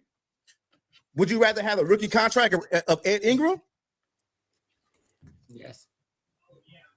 I wouldn't have gotten rid of Ed Ingram. I would have kept him. Like, I don't know why they traded him. Would you rather have Harrison Phillips' contract over Hargrave and Allen? Yeah. Oh, absolutely. Okay, so who? So KOC wanted that. KOC wanted that. KOC and Flores wanted that. That's what they wanted. That's what you got to understand. That's what you're assuming. I never heard Flores or KOC talk about those two names before they were on the team. You're assuming that's what they wanted. But the man who makes the decision is the one who gets the credit and gets the blame. See, D Woods, here's the thing, right? I get what you're saying, but here's the thing. In the free agents, the first wave of free agency last year, yeah, KOC did say we got to do better than, but Cam went after these people. There were many other players that were available to go after. What's the kid's name that came from Philadelphia that's playing in New England right now? Milton or Makai? No, the defensive tackle. Quentin Nelson. Yeah, Milton Williams. Yeah. No, Milton Williams. So I mean, we could have gone after him, but we had Jonathan Allen in the building. For what? But I'm saying we did. What do you think? Jonathan Allen just was going door to door to stadium saying, "Hey, y'all want me?" No, Cam made a phone call and said, "Hey, let me holler at Jonathan Allen," and brought him in. I'm saying that the pick, who we picked and who we went after. KOC made a point and said we got to get better. Obviously, Cam's the one that said, "All right, this is what I think is going to make us better." And maybe he had some input, but ultimately, when it comes to people, personnel, that is the job of the general manager is personnel. So that's why I'm like you. I don't want all this collaboration bullshit. No, I want somebody that's going to say, "Here it is. Here's your players. Go win us football games." And stand by it. I just don't like the fact that whenever we talk about a problem or things that need to get fixed for this team, we go back and we look at, Kwesi did this, Kwesi did that, and we never hold Kevin O'Connell accountable for anything he's done with this team. And one of this season is going to be a telltale of who Kevin O'Connell really is. Yeah, it's just fine. Oh no, we could hold Kevin O'Connell accountable. Hey Kevin, how come on 3rd and 1 you threw the ball like 95% of the times? Exactly. You play call. You can nail Kevin O'Connell to the wall and crucify him on his play calling. Now, Fish. Think about this one though, Fish. Right? We talk about Kevin O'Connell, or Kwesi with the salary cap, right? Let's say Kwesi did make the move for Jordan Mason, a short down back. Kevin O'Connell's not using them, right? Like, we re-signed Josh Oliver to a longer contract, and he's like one of the best blocking tight ends in the game. You're not using them correctly, right? Aaron Jones got a new contract too. You're not using him. There's the angle. It's like, if we're gonna call it out, we're gonna call it fair across the board. Kevin O'Connell to that same standard. I don't want to hear all this. Well, Kwesi did this, so you got the shit is bad. The shit is bad. That's why we talking right now. We're not in the fucking Super Bowl. Yeah. Because of this situation right now, it's bad. And we're going to see how they're going to fix this team. I don't believe Kevin O'Connell is going to fix this team. I think he's going to patch this situation up, make it look better, prop it up, and we're going to go into the same situation all over again. And I think the Wilfs know that. That's why they kept him for one more year. Because you're not going to fire him this year and bring in a new head coach. Because that head coach, watching J.J. McCarthy play football, is going to want to draft a new quarterback the year he gets here. So, Cody, Cody, are you out? Are you out on McCarthy? I'm not out on McCarthy. I need to see him play a full season. Kevin O'Connell, I said it before, Kevin O'Connell is going to ride or die with McCarthy. McCarthy will get Kevin O'Connell fired or rehired and extending for the future years. He got his drafted quarterback. When he drafted quarterback, that's it. Your career as a head coach and GM goes as far as that quarterback goes. Well, looks like the quarterback went a little further than GM. So, head coach. So guys, let's talk about the wait for the GM. Why do you think they're waiting until after the draft? Why not go through the hiring process right now? It's still over 2 months away. I mean, how do you think this is going to affect us trying to get some free agents not having a GM? I think it's because pretty much, if you remember our last time we hired a GM and coach, that first draft, we still talk about to this day, was horrendous. And then it was reports that we still had scouts from Rick Spielman era scouting for Kwesi. So, like, I guess to avoid all that bullshit heading into the draft, we'll just have Rob Brzezinski fix the cap space, and then KOC and B-Flow basically talk about how they can make the team better. And then by preseason or week 1, that's when our coaches will start, not coaches, but that's when the Wilfs will start targeting a specific GM to help guide this team. But right now, I feel like they trying to avoid what they did last time.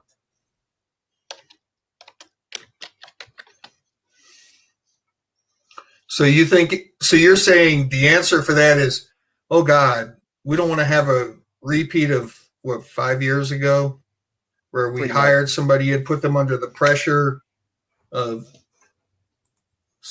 SKOL, Tony, under the pressure. You just want to kind of go in-house, get through this draft, and give somebody a long runway to get ready for next year. Pretty much. Any GM we hire will probably be getting ready for the next all season. Even though we hired it after the draft, I'm pretty sure we'll be hiring them for next off season. So what do you think, Shaq? You think we're just not going to really sign anybody? Dopes. Yeah, I would love to. It's a good question. Like, are players going to want to sign here as free agents when there's no GM here? Because they could sign with us, and then we go ahead and get our GM after the draft, and maybe you're not that GM's guy. Like, so now you're losing your job security here. Like, no, actually, we're actually going to get a new coach too. So our offense is even going to be the same. We're not going to need you here. Like, are they going to feel secure signing here? Like that is a concern to me that we don't have the GM for that part of it. Well, the problem with that, Keith, is we don't have no money to sign free agents, so it don't even matter. Yeah. We got two cap guys now. We'll get one or two. We got two cap guys now, Shaq. That's the issue. Yeah. We have two cap guys in office, and I feel like if you're going to add a new GM after the draft, what's that say that GM doesn't want Kevin O'Connell? The GM has Sale next to the Wilfs, right? So I see a lot being two cap guys up there. Is they're going to get 1 year guys at like minimum wage, and that's what's going to fill our roster this year. It's going to be a shit show next year. I'm actually worried that I look at it like this, though, man. It's dysfunction, man.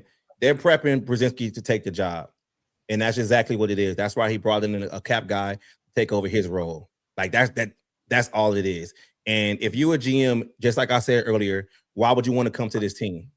Like, why? Just ask the question. I don't want to hear, because Kevin O'Connell is here and Justin Jefferson. Like, if you want to come in to be a GM for the Minnesota Vikings, are you going to be able to do your job? Because it's being showed that history has shown that this team has too many cooks in the kitchen. Like, that was one of the main reasons why Ryan Poles didn't want to come here, because he wanted a certain thing to do, and they told him they didn't want to do that. So he went to Chicago. Like, that's what it comes down to. And I'm going to ask y'all this too. Whenever you ever seen a franchise in the NFL or the NBA fire their GM and keep the coach long term? When has it ever worked out that way? Because just like Cody said, when the new GM comes in, they want their guys. They want their coach. They want their quarterback. And that's why I say, like, if I keep saying it, if you was gonna fire Kwesi, you shouldn't just fire Kevin O'Connell too. I would have done that if the quarterback class was stronger this year. Yeah, I would.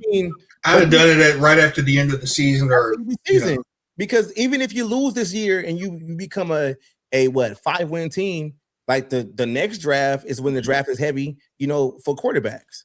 I know, but then we have to, like what we did with the Kirk Cousins situation. We had to re-sign Kirk Cousins for multiple years, and now we were stuck with Kirk Cousins. I feel like if we had brought in a GM with no quarterback on the draft class, we're going to go out and grab a quarterback, and he's going to sign for 3 years, kind of like maybe a Kyler Murray. And now we're stuck with that quarterback. We're missing out on that 2027 draft. No, you just play J.J. McCarthy this season, and you go get him a backup, and you just play J.J. McCarthy this season, and whatever happens this season happens.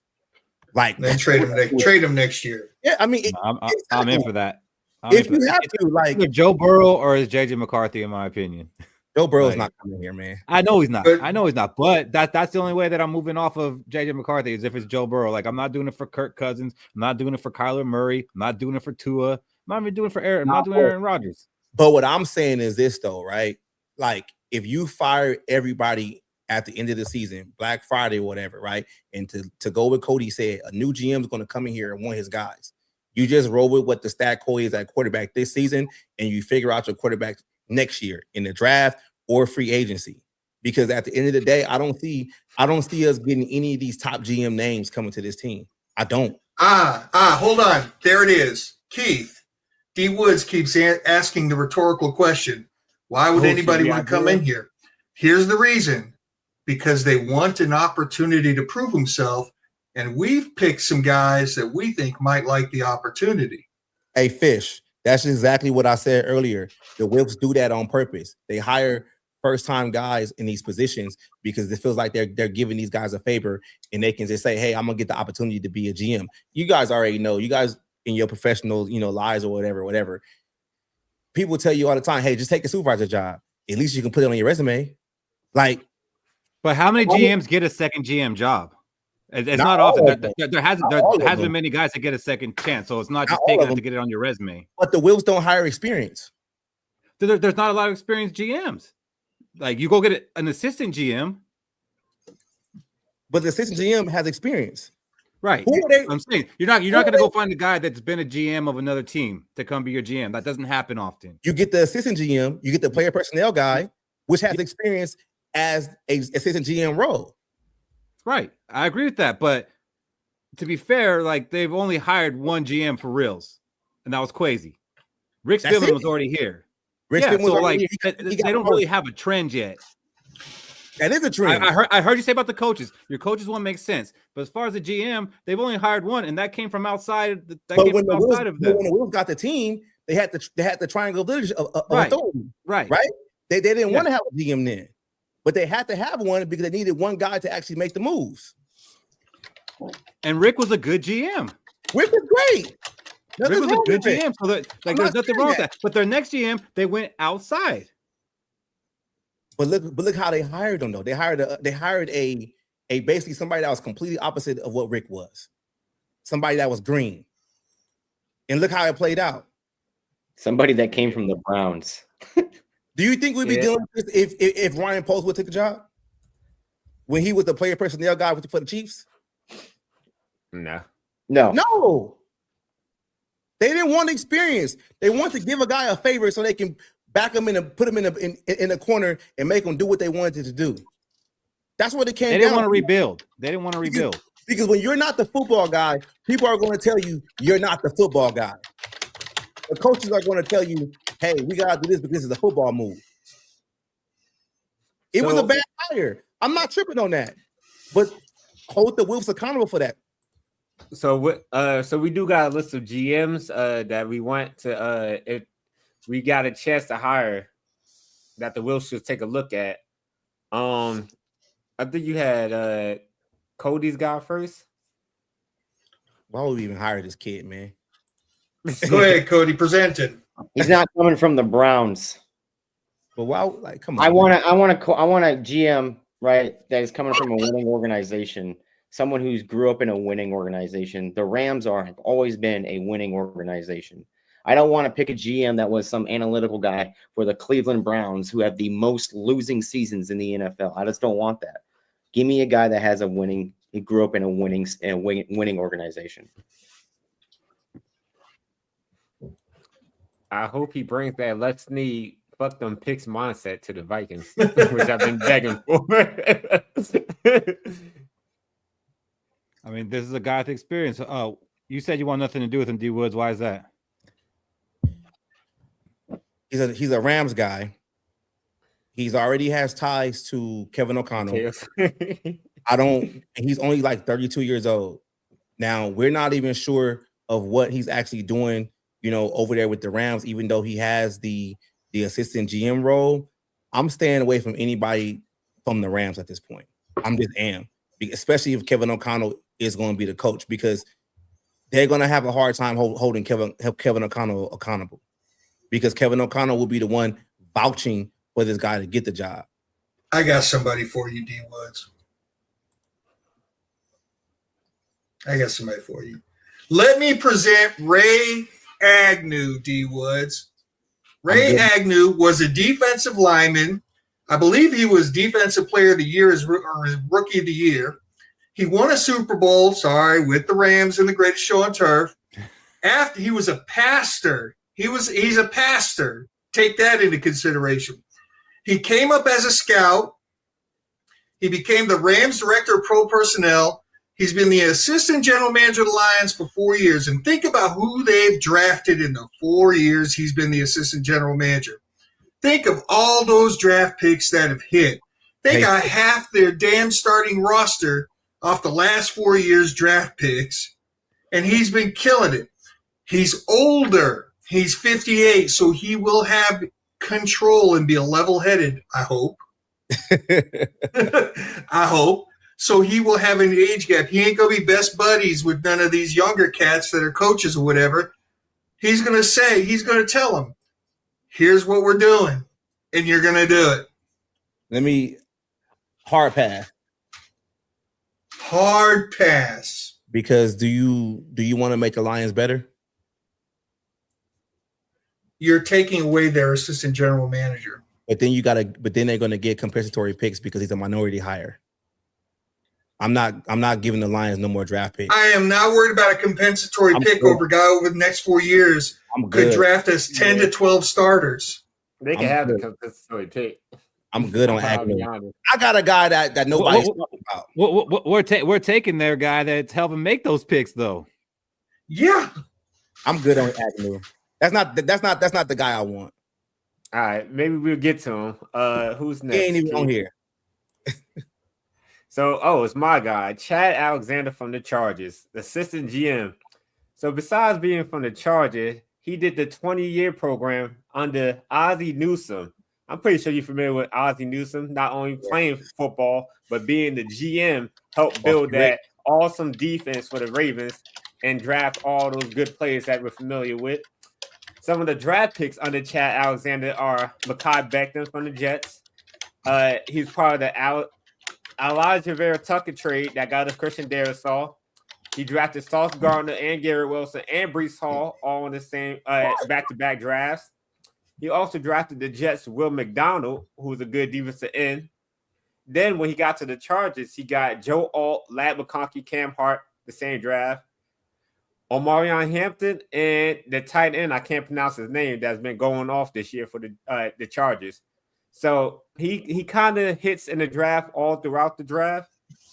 And, I feel like he comes from a good prodigy, good coaching people. Not coaching, but good GMs that evaluate talent. Can we give the Chargers comp picks? Is that okay? Why are we saying he's hitting? Like it's he's doing this. What if he's not doing that? That's my thing, Cody. What if he's not? Well, but the Ozzie Newsome protege thing, that speaks a lot with me. I just don't see guys of this caliber coming to this team. I don't. But would you be excited if he did? He's a person I will be cool with. I wouldn't say excited. I'm only gonna get excited till we get into the Super Bowl. But I'll be cool with that. I see how it plays out, but I don't see a person of his caliber dealing with the Wills or dealing with Kevin O'Connell. I don't. So the reason I know he probably has something to do with the drafts is because I believe what was it, Joe Ortiz, who's the current GM of the Chargers. He basically said he's an excellent evaluator who builds relationship with his coaches. So that's the only reason I think he's talented enough. And I'm not going to sit here and act like I know a damn thing about Nolan Teasley, except for I looked up who the hell is running things for the Seahawks, and he is their assistant GM, and he gets a lot of credit for their draft picks. And they are one of the most successful teams when it comes to draft picks. In the last 4 seasons of their 38 draft picks, 31 of those players are still on their team. Right now, we have 14 of 28 draft picks on our team. And they are playing in the Super Bowl with all those draft picks. Yes, sure are. They're playing in the Super Bowl, and they're the 5th youngest team in the NFL. And next year, they have the 5th most cap space in the NFL. That's the kind of situation that I want to be in. That's the kind of situation I thought that we were going to be in. But we're not. We got older, and we got more in debt. So whatever they're doing in Seattle, I want some of that over here. Can I guess who you're going to go with? Yes. Guess who I'm going with? Who, me? Eagles? Yeah, Eagles? No. Okay, then I have no idea. Yeah. I'm taking Adrian Wilson from the Cardinals. Yeah, Cardinals heard about him. You said who? I'm taking Adrian Wilson from the Cardinals. He's a VP of player personnel right now, basically the assistant GM. I mean, I'm not going to say that the Cardinals did this and they did that, but you got a former player that's basically went through the ranks as a scout, and he's a name that always comes up, doing GM's interviews and stuff like that. And I think he'll be a perfect hire. I don't know. I don't like bringing someone from a non-winning organization. I don't know the organization. Cardinals ain't a winning organization. We're not either. I know, but I want to change that. We are a regular season winning organization. At least the Cardinals aren't that. I'm just saying, but that's the thing though. Like when we brought Rick came from Miami. Like Miami wasn't like, so you only want to pick from teams that are winning, then you're not casting the wide net. I want teams that have a track record of success, though. Like I think what I want. Like get the job done. The Cardinals draft good. They got some cool picks. They drafted all right. They drafted Will Johnson. I mean, after the first round, because like when you're drafted top 10, it's easy to hit those ones. It's better than what we got now. I know, but it's like we went from Kwesi, the Browns, then we went from Spielman, the Dolphins, and who's the guy before that? Like I like. Well, Spielman didn't come here as a GM, and Spielman became a GM here. Yeah. I like Adrian Wilson. I will give Adrian Wilson a chance. I liked him as a player for real. I did. He was one of my favorite players. But for the past, I didn't know he was a GM. he's the VP of player personnel for the Cardinals. Yeah, he's what Ryan Clark wants to be. Like that's who I look at. That's who I would take. I mean, Keith, you can laugh at it, and people in the chat can say I don't know shit, but hey, I'm not laughing. I respect your opinion because I'm not going to act like I know all these guys and what. I don't have a single clue about who you're talking about, so I'm not laughing. Look him up. Just look him up. About a former player, the safety. I forgot what team he used to play for. Play for the Cardinals. Play for the Cardinals and he played for the Patriots. Yeah, he's mostly a Cardinal. It's not about the Cardinals sucking. It's about, can you bring in somebody that can be an authoritative type figure and can come in and do the job? We don't know if the Cardinals are not allowing him to spend money or do X, Y, and Z. We already know the Wills don't care about spending money. They don't. But it's about, can you bring in somebody in here that can get the job done? That knows football. That's a football guy too. You're not wrong, D Woods. You're just really, really, really early. Hey, I call it like I said, man. This is probably why I don't really do a lot of the collabs and shit, because sometimes people are fans, like they be in the comments talking shit, and I'm just like, okay, whatever. They always do. Hey, no one's talking shit. Like okay. they're having a good time. It's fun. At the end of the day, you should see how they talk to us. Like Yeah. Most of the people in the comments was wrong about a lot of things, so it don't matter. I know they are. I'm just like, it's just funny because it's like cats will always say like, oh, you don't know shit until shit like comes into fruition. They be like, oh, my bad. It's like I talked about the whole situation about the long development plays for Kevin O'Connell 2 years ago, and it was Ed Ingram suck. Ed Ingram suck. Like, nah, he don't suck. It's Kevin O'Connell. But then he goes to another team, and now look at him. Oh, Gary Bradbury gets forklift the whole time. He sucks. But now he goes to another team, and now look at him. Like some of y'all are just fans of the team, and you can't look past the purple and gold. Like I do. I look at this shit from a different standpoint. I think about the shit long term. Look, So- D Woods, us and the people in the comments, there's only one thing, and one thing we can universally agree on. We drafted a hell of a kicker. Don't worry about those people in the comments because they I still ain't worried about them because they're I mean, still watching. I'm gonna say this shit again. Like I got a doctrine when it comes to this shit talking. Like people can talk shit, but I don't back down, and I don't lose either. So you can say that it is what it is, but I want to see you come on here and say your take. You probably say some stupid shit too. Oh, they would. You need to come on a skull. You need to come on a skull and chill. They're still watching. Yeah. Though. That's all that matters. They're engaged. They gotta make sure they leave a like. Yeah, if you guys are watching this and you're not subscribed yet, please do so. And if you haven't subscribed to D Woods, go over there and scrolling on the bottom. Go give him a subscribe. And he does know what he's talking about. He puts out good videos. He Everybody in the chat, if you got a problem with what I say, don't subscribe to my channel. Nah, go over there and become a member. Nah, you need that. Yeah. You don't want just people who agree with you, D Woods. You don't want just people who agree with you. Why would you want that? Like, I got my own cats. Like I do. Like and I rock with them. So like, don't subscribe to my channel because y'all some fucking idiots. Like don't subscribe to me. Please don't. That's our job though. We gotta educate them. I can't go off because this ain't my shit.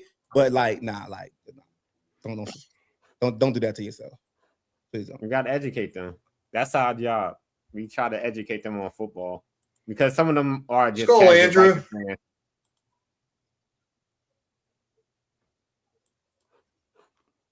So after the Kwesi firing, the next day we went ahead and made some coaching switches, added some guys to the staff. I didn't know much about him, so I had to go do a little research on him. But the first one that intrigued me, Frank Smith. This one's intriguing for a lot of reasons. First of all, it was rumored that they were going after him for the offensive line coach, but he was getting that offer from other teams, so he wanted a little bit more to come over here. So he got the assistant head coach title, which is crazy to me because a lot of us assume with Brian Flores signing here for the money Brian Flores got that there was probably an assistant head coach attached to that. Now, I don't think there's anything that says there can't be two assistant head coaches, but I think KOC already has a hard enough time having one. So I do think it's kind of crazy that we got someone else coming in being assistant head coach. And I think for all purposes, he's going to be, an offensive line coach with the next guy coming up. But he's credited with a solid run scheme. Dolphins, they've had a pretty solid run game the past few years. Maybe that was Mike McDaniels. Maybe that was Frank Smith. We're going to find out. We did promote Keith Carter to our offensive line coach. He was with us last year as our assistant line coach. Now, this one, I wasn't stoked about. I was kind of hoping that we would have gone outside and brought somebody in, since we've had a problem with our offensive line. I don't think that we were fixing it at home, but we'll find out. You guys remember when we first signed him last year? Yeah, he was the one that had the reputation. Yeah, I have no problem with him. It's just his face. We got to give him a chance, honestly, because he's honestly a new coach, a new offensive line coach. We can't put all the bad things that happened on our offensive line on him because that was with our old offensive line coach who came in with Kevin O'Connell. He just got here, so we got to see what he could do for us. But what I want you to know is with Keith Carter, successful and run-heavy schemes. Frank Smith, solid run schemes. I feel like we do this every year. brought in two. I'm tired of being optimistic that we're going to run the ball more in the offseason. We brought in We do two this every year. coaches that are run heavy. Plays? What's up? Who's calling the plays? Who's calling the plays? Kevin O'Connell. I can't be optimistic, Keith. I've done it too many times. Okay, but It he's don't also even the one. matter. He's also the one who hired these guys. That don't mean nothing. He's still calling the plays. He's not going to change who he is, man. He's not.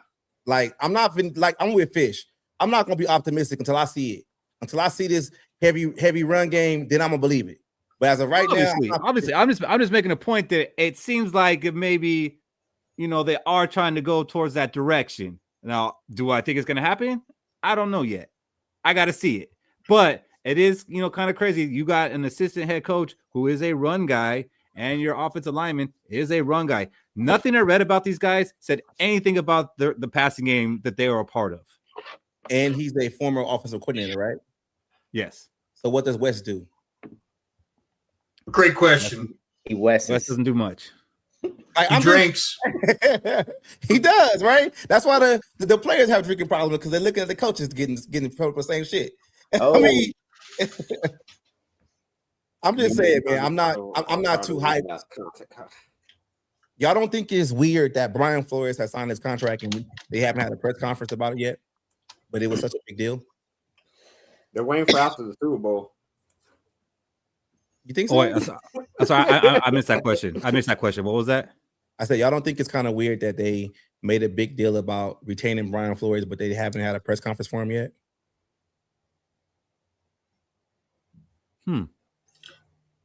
I don't know if that's just because they just took it as a re-signing. But then they brought in somebody from the outside to be the assistant head coach to basically take Mike Pitten's role. Like y'all don't think that's kind of weird? Wouldn't Brian Flores want to come back to be the assistant head coach? Well, no, I that's actually word for word what I said, that I find it kind of weird that he's the assistant head coach and it's not Brian Flores, but I don't think they did that like behind Brian Flores' back. No, I'm not saying it's no backdoor stuff, but I'm just saying is like I would have thought like the way they talked about Brian Flores and retaining him so much that immediately, like when he signed, that it would have been a better PR play to have a press conference for him like the next week, especially after the Mike Pitten situation. Maybe they felt we already made you the highest paid coordinator. We don't need to give you a press conference. I mean, I don't know. I can't answer that one. I don't know. Like, does the coordinator normally get a press conference after? I mean, if they made the way they made a big deal about it. Anyone that thinks the Vikings are going to be a run heavy game are going to be extremely disappointed. Average mix at best. That's what we're hoping for. Maybe you bring in these run guys and you actually get a mixture of the run game. I don't want them to be more run than pass. I'm not trying to win games 9-3. It's like not what I'm trying to do here. But I am trying to run in running situations. I mean, we could score more points running the ball. You could score touchdowns running the ball.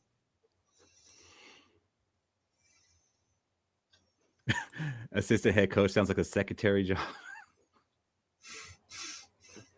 It's more of a status thing, especially on this staff. Like a lot of people didn't even know Mike Pettin was a part of this coaching staff, and he's been the assistant coach for 4 years. I did.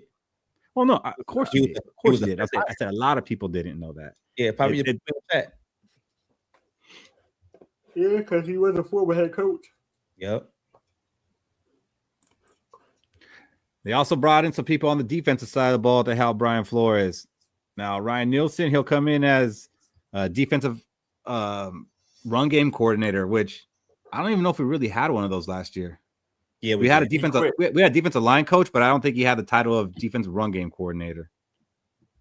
And that defensive line coach, Marcus Dixon, he ended up going to the Cowboys mid-season. No, the guy that went to Cal left mid-season. Yeah. Wasn't that our defensive line coach? No, he's a DB coach. Yeah, he went to Cal. Didn't he get fired from the Jaguars because they had an awful defense? He did. He had a very bad season as defensive coordinator with the Jaguars, but he was very successful on the defensive line side of the ball with the Saints, and that's where he'll be here.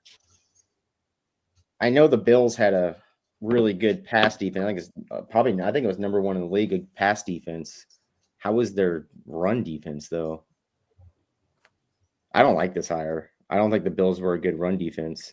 I think they had the number one pass defense, and that was the only thing bright spot about that Bills defense. I like it because Brian Flores probably picked it. Yeah. I mean, I'm not saying like, oh my gosh, like give this guy a press conference or anything like that, but I do think that he was handpicked by Brian Flores. Especially this next guy I am excited about was Gerald Alexander. He was with Brian Flores in Miami and in Pittsburgh. So Brian Flores, it's definitely brought him in after losing Durante Jones, who was his right-hand man. He went out and brought in his guy. And the way I like to gauge things when I don't know a lot about a player is I like to see what the fans of that team are saying when they lose that player. So I went to go see what the Steelers fans were saying about him. And they were all pretty disappointed that he left. The fans even said that Mike McCarthy wanted to keep him. Not doing nothing for you, D Woods? We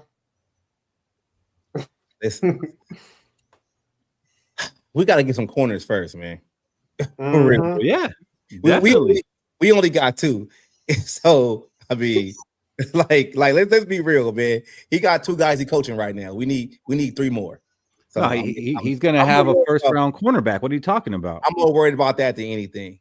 He's going to have a first-round cornerback to develop. So I'm glad we got somebody that Brian Flores feels confident that can do that. I am excited about that. I'm not jumping up for that right now. It's okay. I'm early. Delaney.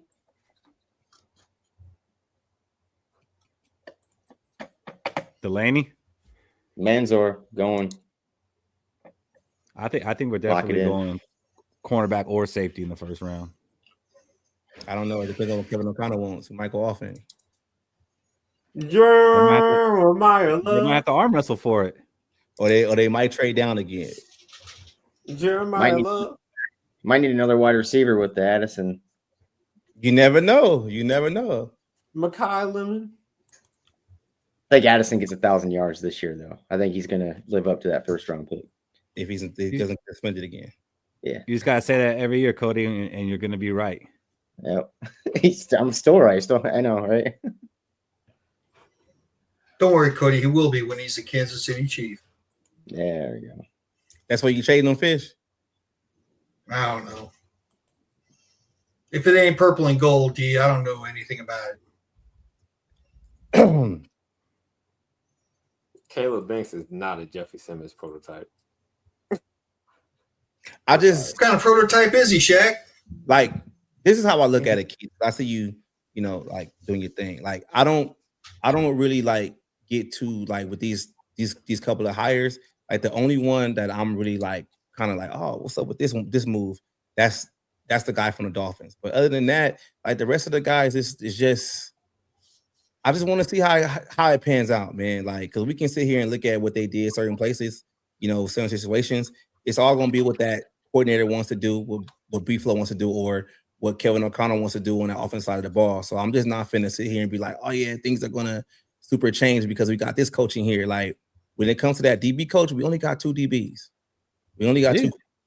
Like, no matter who the coaches are, we only got 2 DBs. Yeah, and we need some safeties too. And it's just like, I just think about it like, are we going to try to like run the situation again where we get veteran guys in there, on cheaper deals, and we're not going to draft again, and then we're just going to prop them up, and it'd be like that Shaq Griffin situation we had before, to where guys don't really have to play no man, but when they do play man, they get cooked. Like, is that what it's going to be? Like, I don't know. Like, there's just a lot of questions for me with this team. Like, it just really is, man.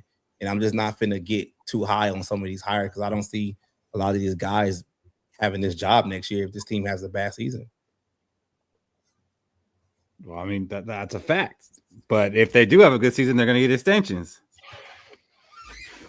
Maybe. If they do bring in a first-round cornerback like I expect them to do, and that ends up being Rookie of the Year, they're going to get extensions. Like, this thing can be positive.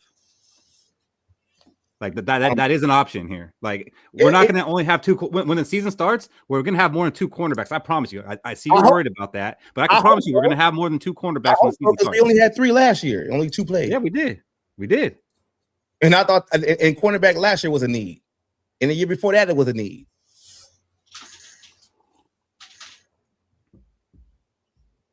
Well, that GM is not here. Okay, so let's get together then. Let's get back to business. Let's see what happens. Yeah, no, I mean, I didn't say any of those guys like, oh, damn, Super Bowl, here we come. But I do like that Brian Flores was able to bring in somebody that he's familiar with, that he had on his staff in Miami, and that he was with in Pittsburgh. He obviously knows something about him. The Pittsburgh fans weren't too happy to lose him. Mike McCarthy wanted to retain him. So And it all could mean nothing. Absolutely. Absolutely. You can have the first overall pick, draft a quarterback, be excited about it, and he could be a bust. And it all means nothing. Like, yeah. It's a lot. It's a lot for this team. Too many holes right now. It just means a whole lot of nothing. I see your comment on that's that. One hole plugged.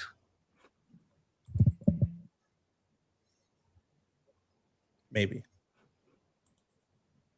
So somebody asked me a question. Who do I think the Vikings should take in the first round? It all depends on who's available at that time. I think corner should be there. The safeties, I'm not sure how the safeties are going to shake. Defensive tackle, somebody that can stop the run, like that should be there too. And if you really feel like you can get more value by trading down, I think that should be an option also. But I think, if you can get more picks in the top 100, that might be the way to go this draft. That's just how I look at it. I think we got 5 this year. Yeah. But if you want to trade down and somebody feels like, hey, they want to grab somebody and you can probably get another second round pick, I say do that. So I think you're going to get more value this draft in the second round. I'm not sure on a lot of like guys in the first, especially since we fell all the way to 18. Like it's a different conversation when we could have had maybe a top 5 pick. We could have picked Jordan Love up or whatever, Talking about trading down, do we want a guy holding the GM spot for the first time doing that again, Like I get you, Cody. I get you, but if it happens, it happens, man. I ain't tripping about it. Try to get the value. Coaches got to coach them up. I just think like this draft has the second round is a sweet spot for me. Especially like you picking 18, man. Like all those top. We ain't had a second round pick in a minute. Yeah, they've been trading them away. Yeah, we need to continue to do that shit. Fuck that pick. We need a second. When the last second round pick we had work out? Is traded up for Caleb Downs off the table? Not with 5 first top 100 pick today. Nah, he's too far up. You're not getting him. All you gotta do is get to 11. You can probably get the safety from Toledo. Like they're saying he's really good. So probably get him in the second round. I don't know. The more they keep talking about him, he might go early. But that's the thing. That's one of those ones that maybe you drop back 10 spots and get. Would you take him at 18, or would you would you say would you trade back? For him, I think I would trade back. I think you can get him at the end of the first round because I do think he's probably an early second rounder. But if you really like him, you can probably get him at the end of the first. So is it the school or is it the player? The school. We never do school. I do player. I do player, man. I don't care what. I know you do, but that's how you miss out on Quinyon Mitchell, right? Robbie, Quinyon Mitchell, SEC. I think. When did he get picked at the end of the first? Yeah. Should have went top 10. I think we have enough picks this year to move up for Downs, just because of the top. We have 5 picks in the top 100. So, do you think Downs like the way Downs plays, like how is he going? How does he fit on this team? Like basically like a younger Harrison Smith. I mean, as long as Flores is here, he fits. Yeah, he fits. I think he definitely fits in Flores' style of defense. So be right back, fellas. So what happened? He's who we wish Metellus was. That's exactly what I was going to ask him next. So who's like what happens with Metellus? Like where do you put him? So, man, if Metellus was another season like he had last year, he ain't even going to be here much longer. I never thought Metellus was that good. I never did. I think he had the one good year and kind of he's lived off of that the past 2 years because Cam was there, and when you saw when Cam left that he can't play nickel and he can't play safety, but he can play the rover position a lot of the times, and that's what a lot of people got infatuated with. And when it was time to actually for him to play safety, he can't play it. He can't. So that's like I would rather take the guy from Toledo because I need somebody that can be that guy over the top. Like I would take Downs. He can't play over the top. He can close in on wide receivers down the field. Like he does have that. But we ain't got to trade. We can pick him at 18. We can pick a Toledo guy at 18. Shit, we could draft Bishop Fitzgerald in the 4th round to play over the top. Shit, bring him too, because we need safeties. I think we're gonna need 2 because Theo Jackson's not it either. Yeah, Jay Ward isn't either. Well, we don't know about Jay Ward yet. It's still early. Nah, we said the same thing about Cam Bynum. He wasn't this all-pro corner safety at this early in his career. Yeah, that's true. I want to cut. But let's give some competition. Yeah, that's what we need to do. Give competition. I feel like that's what the Vikings don't do. They rather just stay here. This job is yours. I just really want a cornerback. I want a lockdown cornerback, and I hope we can get one. That's who I want at 18, or we have to move up a little bit and get one. I think there's only one in this draft, and I think it's Manzor. McCoy could be a lockdown.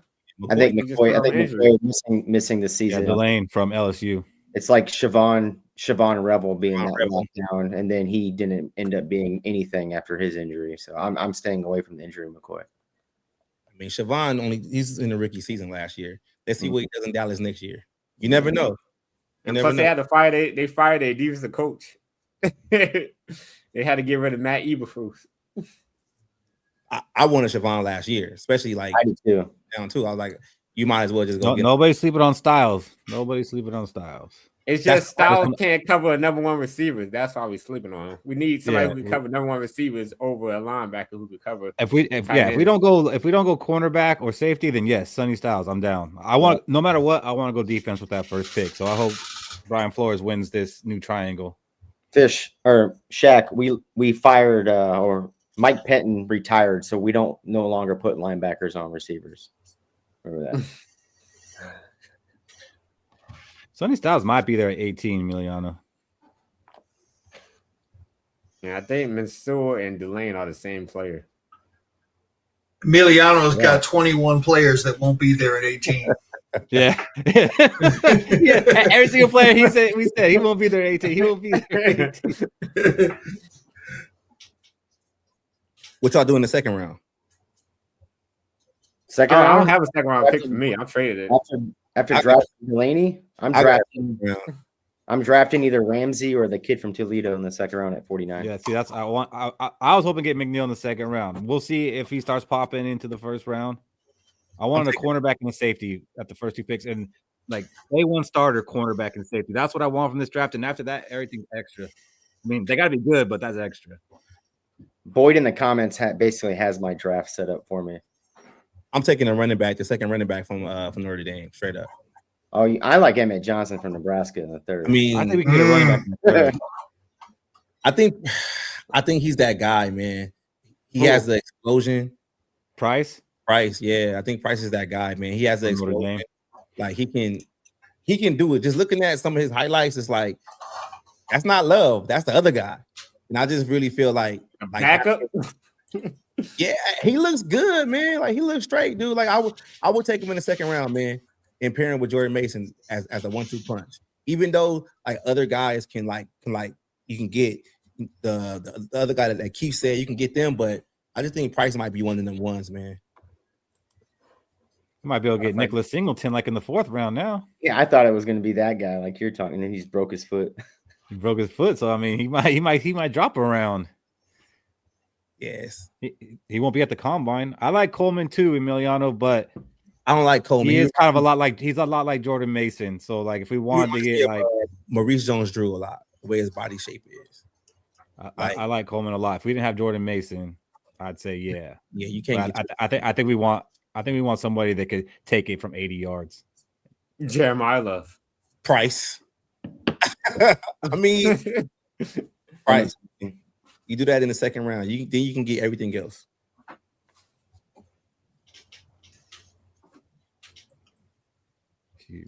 All right, D Woods. Well, we're gonna let you go. Kept you here probably a little longer than you expected.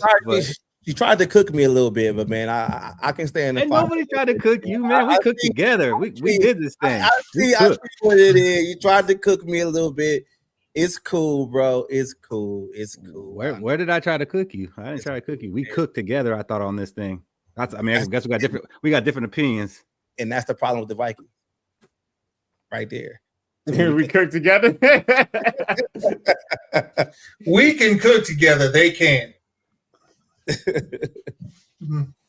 Well, yeah, let's get out of here, man. Thanks for joining Any us. last words, D Woods? All right. If y'all want to look for some other type of content from a Viking content creator, check out SKOL State of Mind. But don't come over there with the bullshit, because I'm always with the bullshit. So just don't do that. And Keith, I still want to have that one-on-one with you. If you're ready, don't dodge it. Just calling you out right now. So whenever you want to, I don't know what I'm getting called out for, but yeah, like you called me out. You called me out on this one, and I brought you. Yeah, just we can be in the same time zone, man. So whenever you got time, me and you can come have a one-on-one conversation. I would like that. Yeah, it's not on a Saturday. That's okay. We could do it on Sundays. Don't matter. I mean, Vikings ain't playing right now anyway. No, they ain't. They ain't playing this Sunday at all, so that's a good one. Hell, that'd be a great halftime show. Y'all do that. Nah, I'm already watching the halftime show, man. Gotta watch my boy Bad Bunny, man. Got to. So, yeah. Don't know how y'all. You just remind me, I gotta go find a Spanish bar. You don't need that. That's lit. You don't need that. All you gotta do is just look at the screen, man. That's it. You don't need the beat. The beat is good. That's it. Cardi B probably gonna come out there, so it's probably gonna be a good show. Exactly. That's why I gotta go find a Spanish bar. Hey, she's already playing in the game. Like, why wouldn't she not pop out? Like, come on, man. Like, I want to see it. Like, I want to see it. I wish I can do prop bets on that to see who's gonna be the special guest on the halftime show.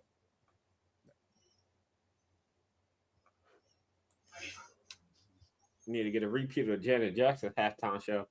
They'll never put Janet on there. Never put Janet on there again, bro. She ain't even performing no more either. She too old now, so I know. But we can all remember. No, I ain't even talking about that. When that Black Cat video came out.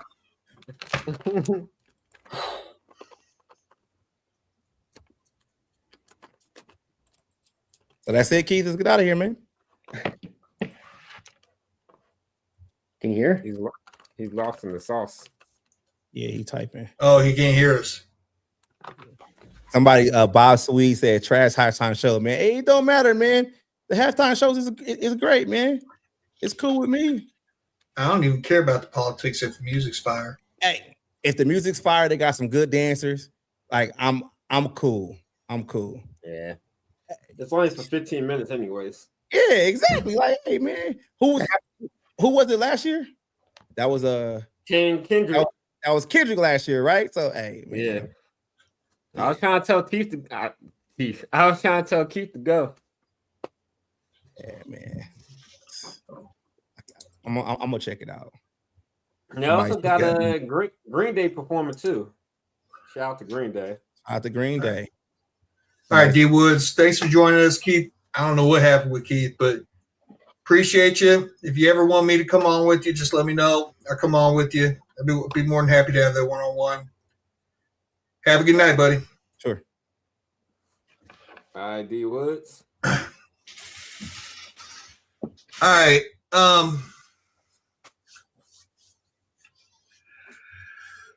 Let's do our Gallahorns.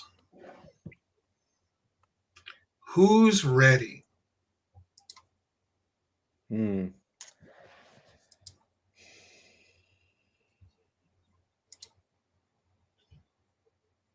Let me see. You guys not ready? No. Okay. I'm never ready. I guess I'll do mine. I've been holding on to this one. Oh.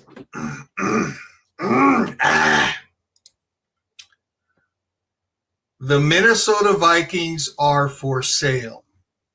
And that's the only justifiable reason why we have not named a general manager. to give the next owners an opportunity to install their person. That's pretty hot. I'll say Gallahorn. The only reason Kevin O'Connell was not fired this year was because of that quarterback class that's coming out this year. I think they're waiting till next year and writing out how well J.J. McCarthy does going into next year.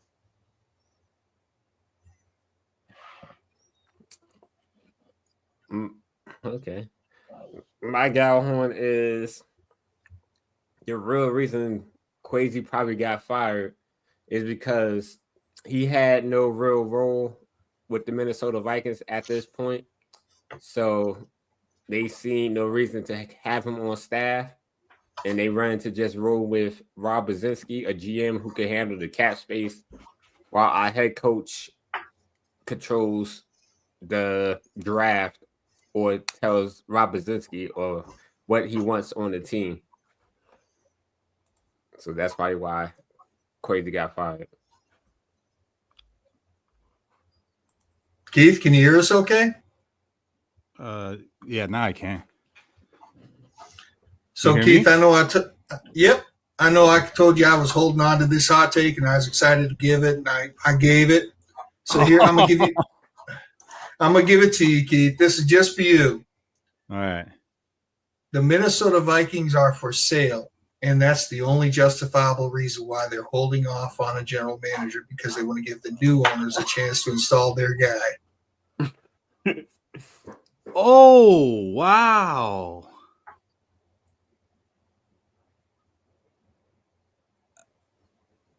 I can't argue that. I cannot argue that, Fish. Oh, that makes all the sense in the world, to be honest. It makes more sense than anything else that we've said of why they have not hired a GM yet. Because, like you said, Ziggy wasn't there for the firing, the press conference. To be honest, Ziggy hasn't been there like in 2 years talking. And I think Shaq was the one who said that he thinks that Ziggy's been sick. I mean, the man's getting older. The man's getting older. They've been doing this for over 20 years. I don't know, man, Fish. Like, that's a very hot take, but it is something I could actually see. Yeah, that's right. Stadium's paid off. We're all like putting the dots together now. Fish is like, I've been here. I've been here on this one since like Tuesday. That's why I was like, is it Thursday night yet? I can't wait to say this. So, do we have enough money in the budget to buy the Vikings? So, if y'all want to just drop some you can't even get a ticket to a game right now. Send some donations to the Cash App at Let's Go. Can we get a GoFundMe going so Let's Go can buy the Vikings? Yep. Hey, anything.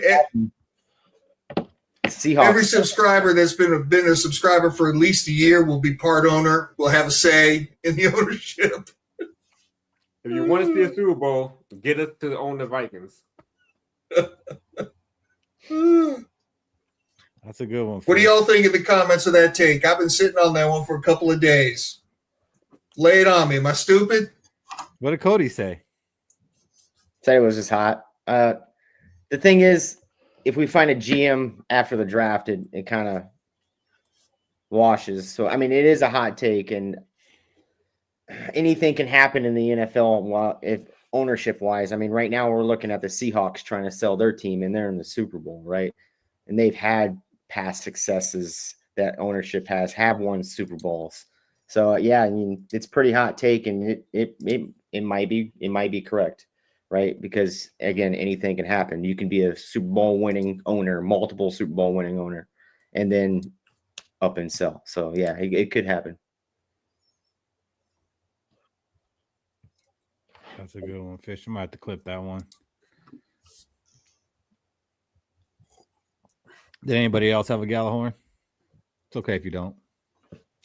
Yeah, my Gallahorn was basically pretty much the reason why Kwesi probably got fired is because his role with the Vikings diminished, and the Wilfs, didn't see a reason to keep him on staff, so they could just have Rob Brzezinski handle the cap space and have KOC and B-Flow handle the players and tell Rob Brzezinski the players they want on the team.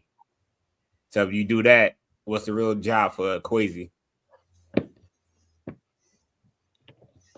So do you think that Rob's gonna end up our GM this year? At this point, I mean, it's kind of hard because what's the real job for a GM? Right? There's multiple things they could do, but they don't have to do Roster all construction. the things. Yeah. But all he really has to do is listen to his coaches and get the players that they want and handle the cap space. He's not really diving deep into, the scouting part. All you gotta do is listen to his scouts, which we have hired already, and then his coaches. The pieces are already in play. He just got to handle the money. And at first, I thought like when they said they're not going to hire one until after the draft, I was like, okay, they could say that. That doesn't mean that's what they're going to do. Like they might be waiting until after the Super Bowl because they want to get my guy from Seattle, so they're kind of just marinating on it. But now they bring in another cap guy. Like, oh, that's just to help out Rob while he's doing all this other stuff. What's he doing except listening to KOC and Brian Flores? So that's kind of where you brought in a cap guy for the cap guy. And I think his name is Matt Thomas. From everything I read about him, he is just another Brzezinski. He is considered a cap wizard. He's been doing it for a long time over there in Seattle. So it's kind of like, man, he's just sliding into Rob's spot. And Brzezinski's with the GM. And people are like, oh, no, it's just a temporary hire. Like there's no interns for this stuff. I think Rob B is going to be the GM, and I don't think he's not going to be officially titled till I want to say quarter of the way into this season, because I think the Wilfs want to see how he's going to navigate this cap situation and what his return on those picks are going to look like quarter of the way through the season. And if they hit, yeah, you can sign him as your GM. You can give him that title now. If they don't hit, you're still on the same page, looking fresh start after 2026, looking for a GM that you want. That'd be the worst case scenario. I'm not down for that. Hey, I agree. I mean, this is sink or swim for KOC. He's going to get everything he asked for. We assume, again, like I said this earlier, we assume that, KOC and Flores are going to have the power and be able to do what they want to do because that's what seems to make the most sense with the way things are structured right now. It might not be that way, but it really seems like the way they're doing it is to set it up so no one's in their way. And it's like, you don't make this work, you're gone too. Mm-hmm. And I'm actually okay with that.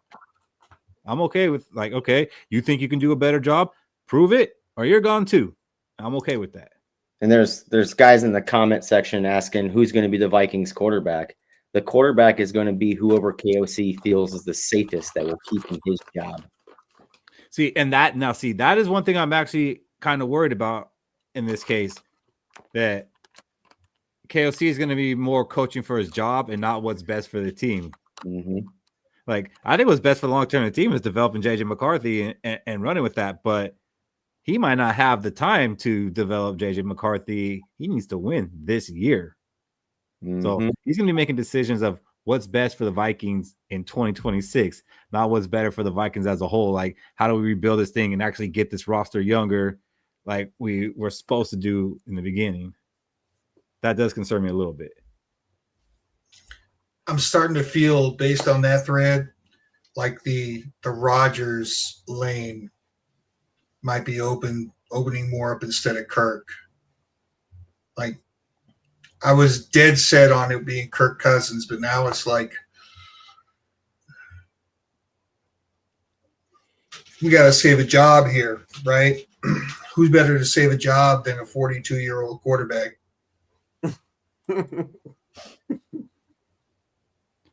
I don't want it, man. Like, and I was saying this last offseason, I don't want it. Then at the end of the season, it's like, it might not have been so bad. So I don't know, man. But again, like I don't think that we're going to a Super Bowl if they were to bring in Aaron Rodgers. Could we win a playoff game? Maybe. And is that all KOC needs? Is a playoff win? I think it would go a long way. 2026 is make or break. Don't be surprised if we trade the farm for Burrow and set ourselves up for a Super Bowl in 2026 and then be a dumpster fire the next 4 years. I'm okay with that. But I don't know where all this Burrow talk is coming, though. They're not even allowed to trade right now. Like, they're not even allowed to talk about it. Like, I don't know. Are they on like somewhere on Reddit under fake names, like, doing talks? Like, I don't think the Bengals are trading Joe Burrow.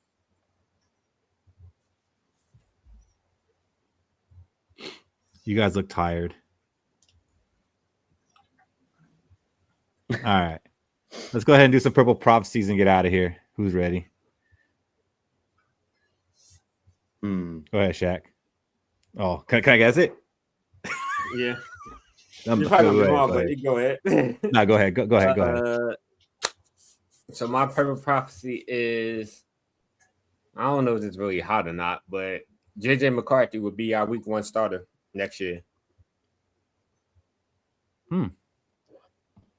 Okay. No, I would have been wrong. Is that hot enough? is that considered hot enough where we at right now? Hey, George, what's the score? I haven't even turned the game on. I forgot they're even playing, to be honest, but they're playing tonight, so. Yeah, no, it's hot. That's probably one that I would have made later on, so you took that one.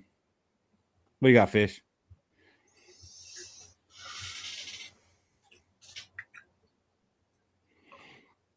We are going to stay put at pick 18 in this draft, and we are going to draft Love. Woo! I love it. Are you just trying to get on Shaq's good side? Are you just trying to get on Shaq's good side here? He's going to fall to us, and we are going to draft him at 18. That's honestly all JJ McCarthy needs. I told you, those games, they're fun in person. Hockey's different in person. Like, if you don't enjoy it on TV, go watch it in person. Yeah, my dad took me to my first 2 hockey games. It was good. What you got, Cody? I want a quick hitter. Like, I want something that's going to happen this Sunday. Oh, you're going to take mine. I think Seattle is going to roll the New England Patriots, and I think it's going to be because of Sam Darnold. My purple prophecy will be Sam Darnold will be this year's Super Bowl MVP. Boom. I thought that was going to be Shaq's. That was mine last week. Yep. You said he's going to be Super Bowl MVP? Yeah. I said that last week. Cody, you got to add on to that. Yeah, Seattle will roll the New England Patriots. Well, you can't be MVP without it. Yeah.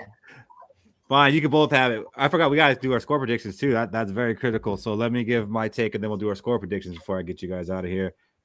Sorry, Mike Fish. An ex-Viking will either score a touchdown, record a sack, or record a turnover in the Super Bowl. Yeah, that's a good one. I think maybe a Diggs touchdown or a Tonga sack. Yeah. But the next Vikings going to do something in this damn Super Bowl. I'm going to get this up. So it can't. It's score. So it's excluded Sam Darnold, right? Yeah, no Sam Darnold on that one. Anytime touchdown. Yeah. Sam Darnold's not involved. I meant to say that, but thank you for calling me out on it. All right, so let's go ahead and make the Super Bowl predictions. So right now for the playoffs, I'm at 10-2. Shaq is 9-3. Cody is 8-4. Fish is 7-5. So everyone's still alive. Fish is going to have to actually pick the winner and get the score right to get the 5-point bonus. Because Got to do it right now. All right, Fish, go ahead and give it to us. 24-17, New England. No. Let me write this down now so I don't forget. New England 24-17. All right. Go ahead, Cody. I got Seattle rolling New England 34-10 in the Super Bowl. Shaq. I have it being 24-14 Seattle. A little closer. See, Cody, I'm with you. Like, I think they're gonna roll them. Like, I think it's gonna be ugly, but for some reason that just doesn't happen that often in the Super Bowl. Maybe it's because like the two best teams playing each other. I don't know. It happened last year. Happened last year. It happened last year. I said it doesn't happen often. Not that it never happens. I mean, it happened with Seattle and the Broncos. Like it does happen. I'm gonna go Seattle 30-16. Yeah. Here it is, baby. If New England wins, don't call it a comeback. Well, you need New England to win and the score, Fish. I know. But you will get out of last place if they win. 24-17. That's a pretty good one. I mean, I'm just rooting for my squares at this point. I just want to win. Same. Try to win a couple $100, and then Sam Darnold can go ahead and be MVP. I won't care. And get the I'm mad they won't let me parlay Sam Darnold win an MVP. Like this shit's rigged. Well, on Underdog On FanDuel. Oh. Yeah, you can't. You got to parlay it with only parlays will go with stats on stats, not awards. Yeah, It's some bullshit. I'm trying to get an 18-leg parlay from Seahawks. I gotta quit this job, man. put $1 on it. One I'm doing is 17 points would be off a turnover or a return. And off its only score. So, okay, you got them at 17. Okay, I see. Man, if the NFL script, then you should probably go bet on New England. Because everybody's heavy on, not everybody, not Michael Fish, but most people are heavy on Seattle in this one. For good reason, man. It's going to be basically a home game for them. Mm-hmm. I just think Seattle's defense is too much for Drake May. I thought it was funny that they had to take down the Brock Purdy poster to put up the Sam Darnold poster on the 49er stadium. That was gold, yeah. They should. No one says anything about San Francisco. Sam Darnold, they let Sam Darnold walk. No one says anything about that. I did. They really had him backing up Brock Purdy.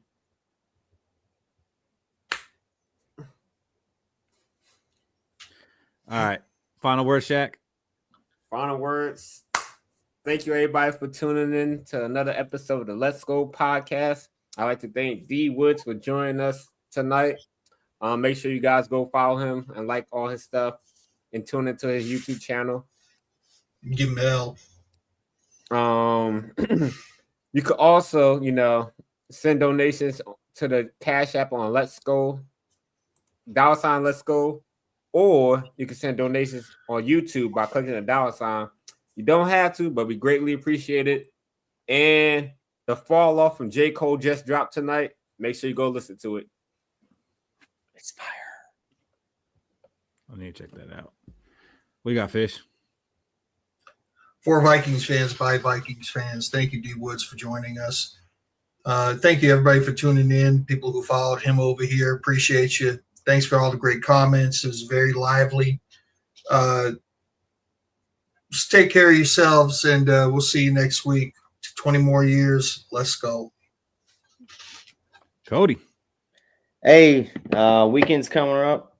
Super Bowl Sunday. I know y'all gonna be out there pounding them grandpa's cough syrups. Just make sure that y'all doing it safe. You have a plan to get from point A to point B.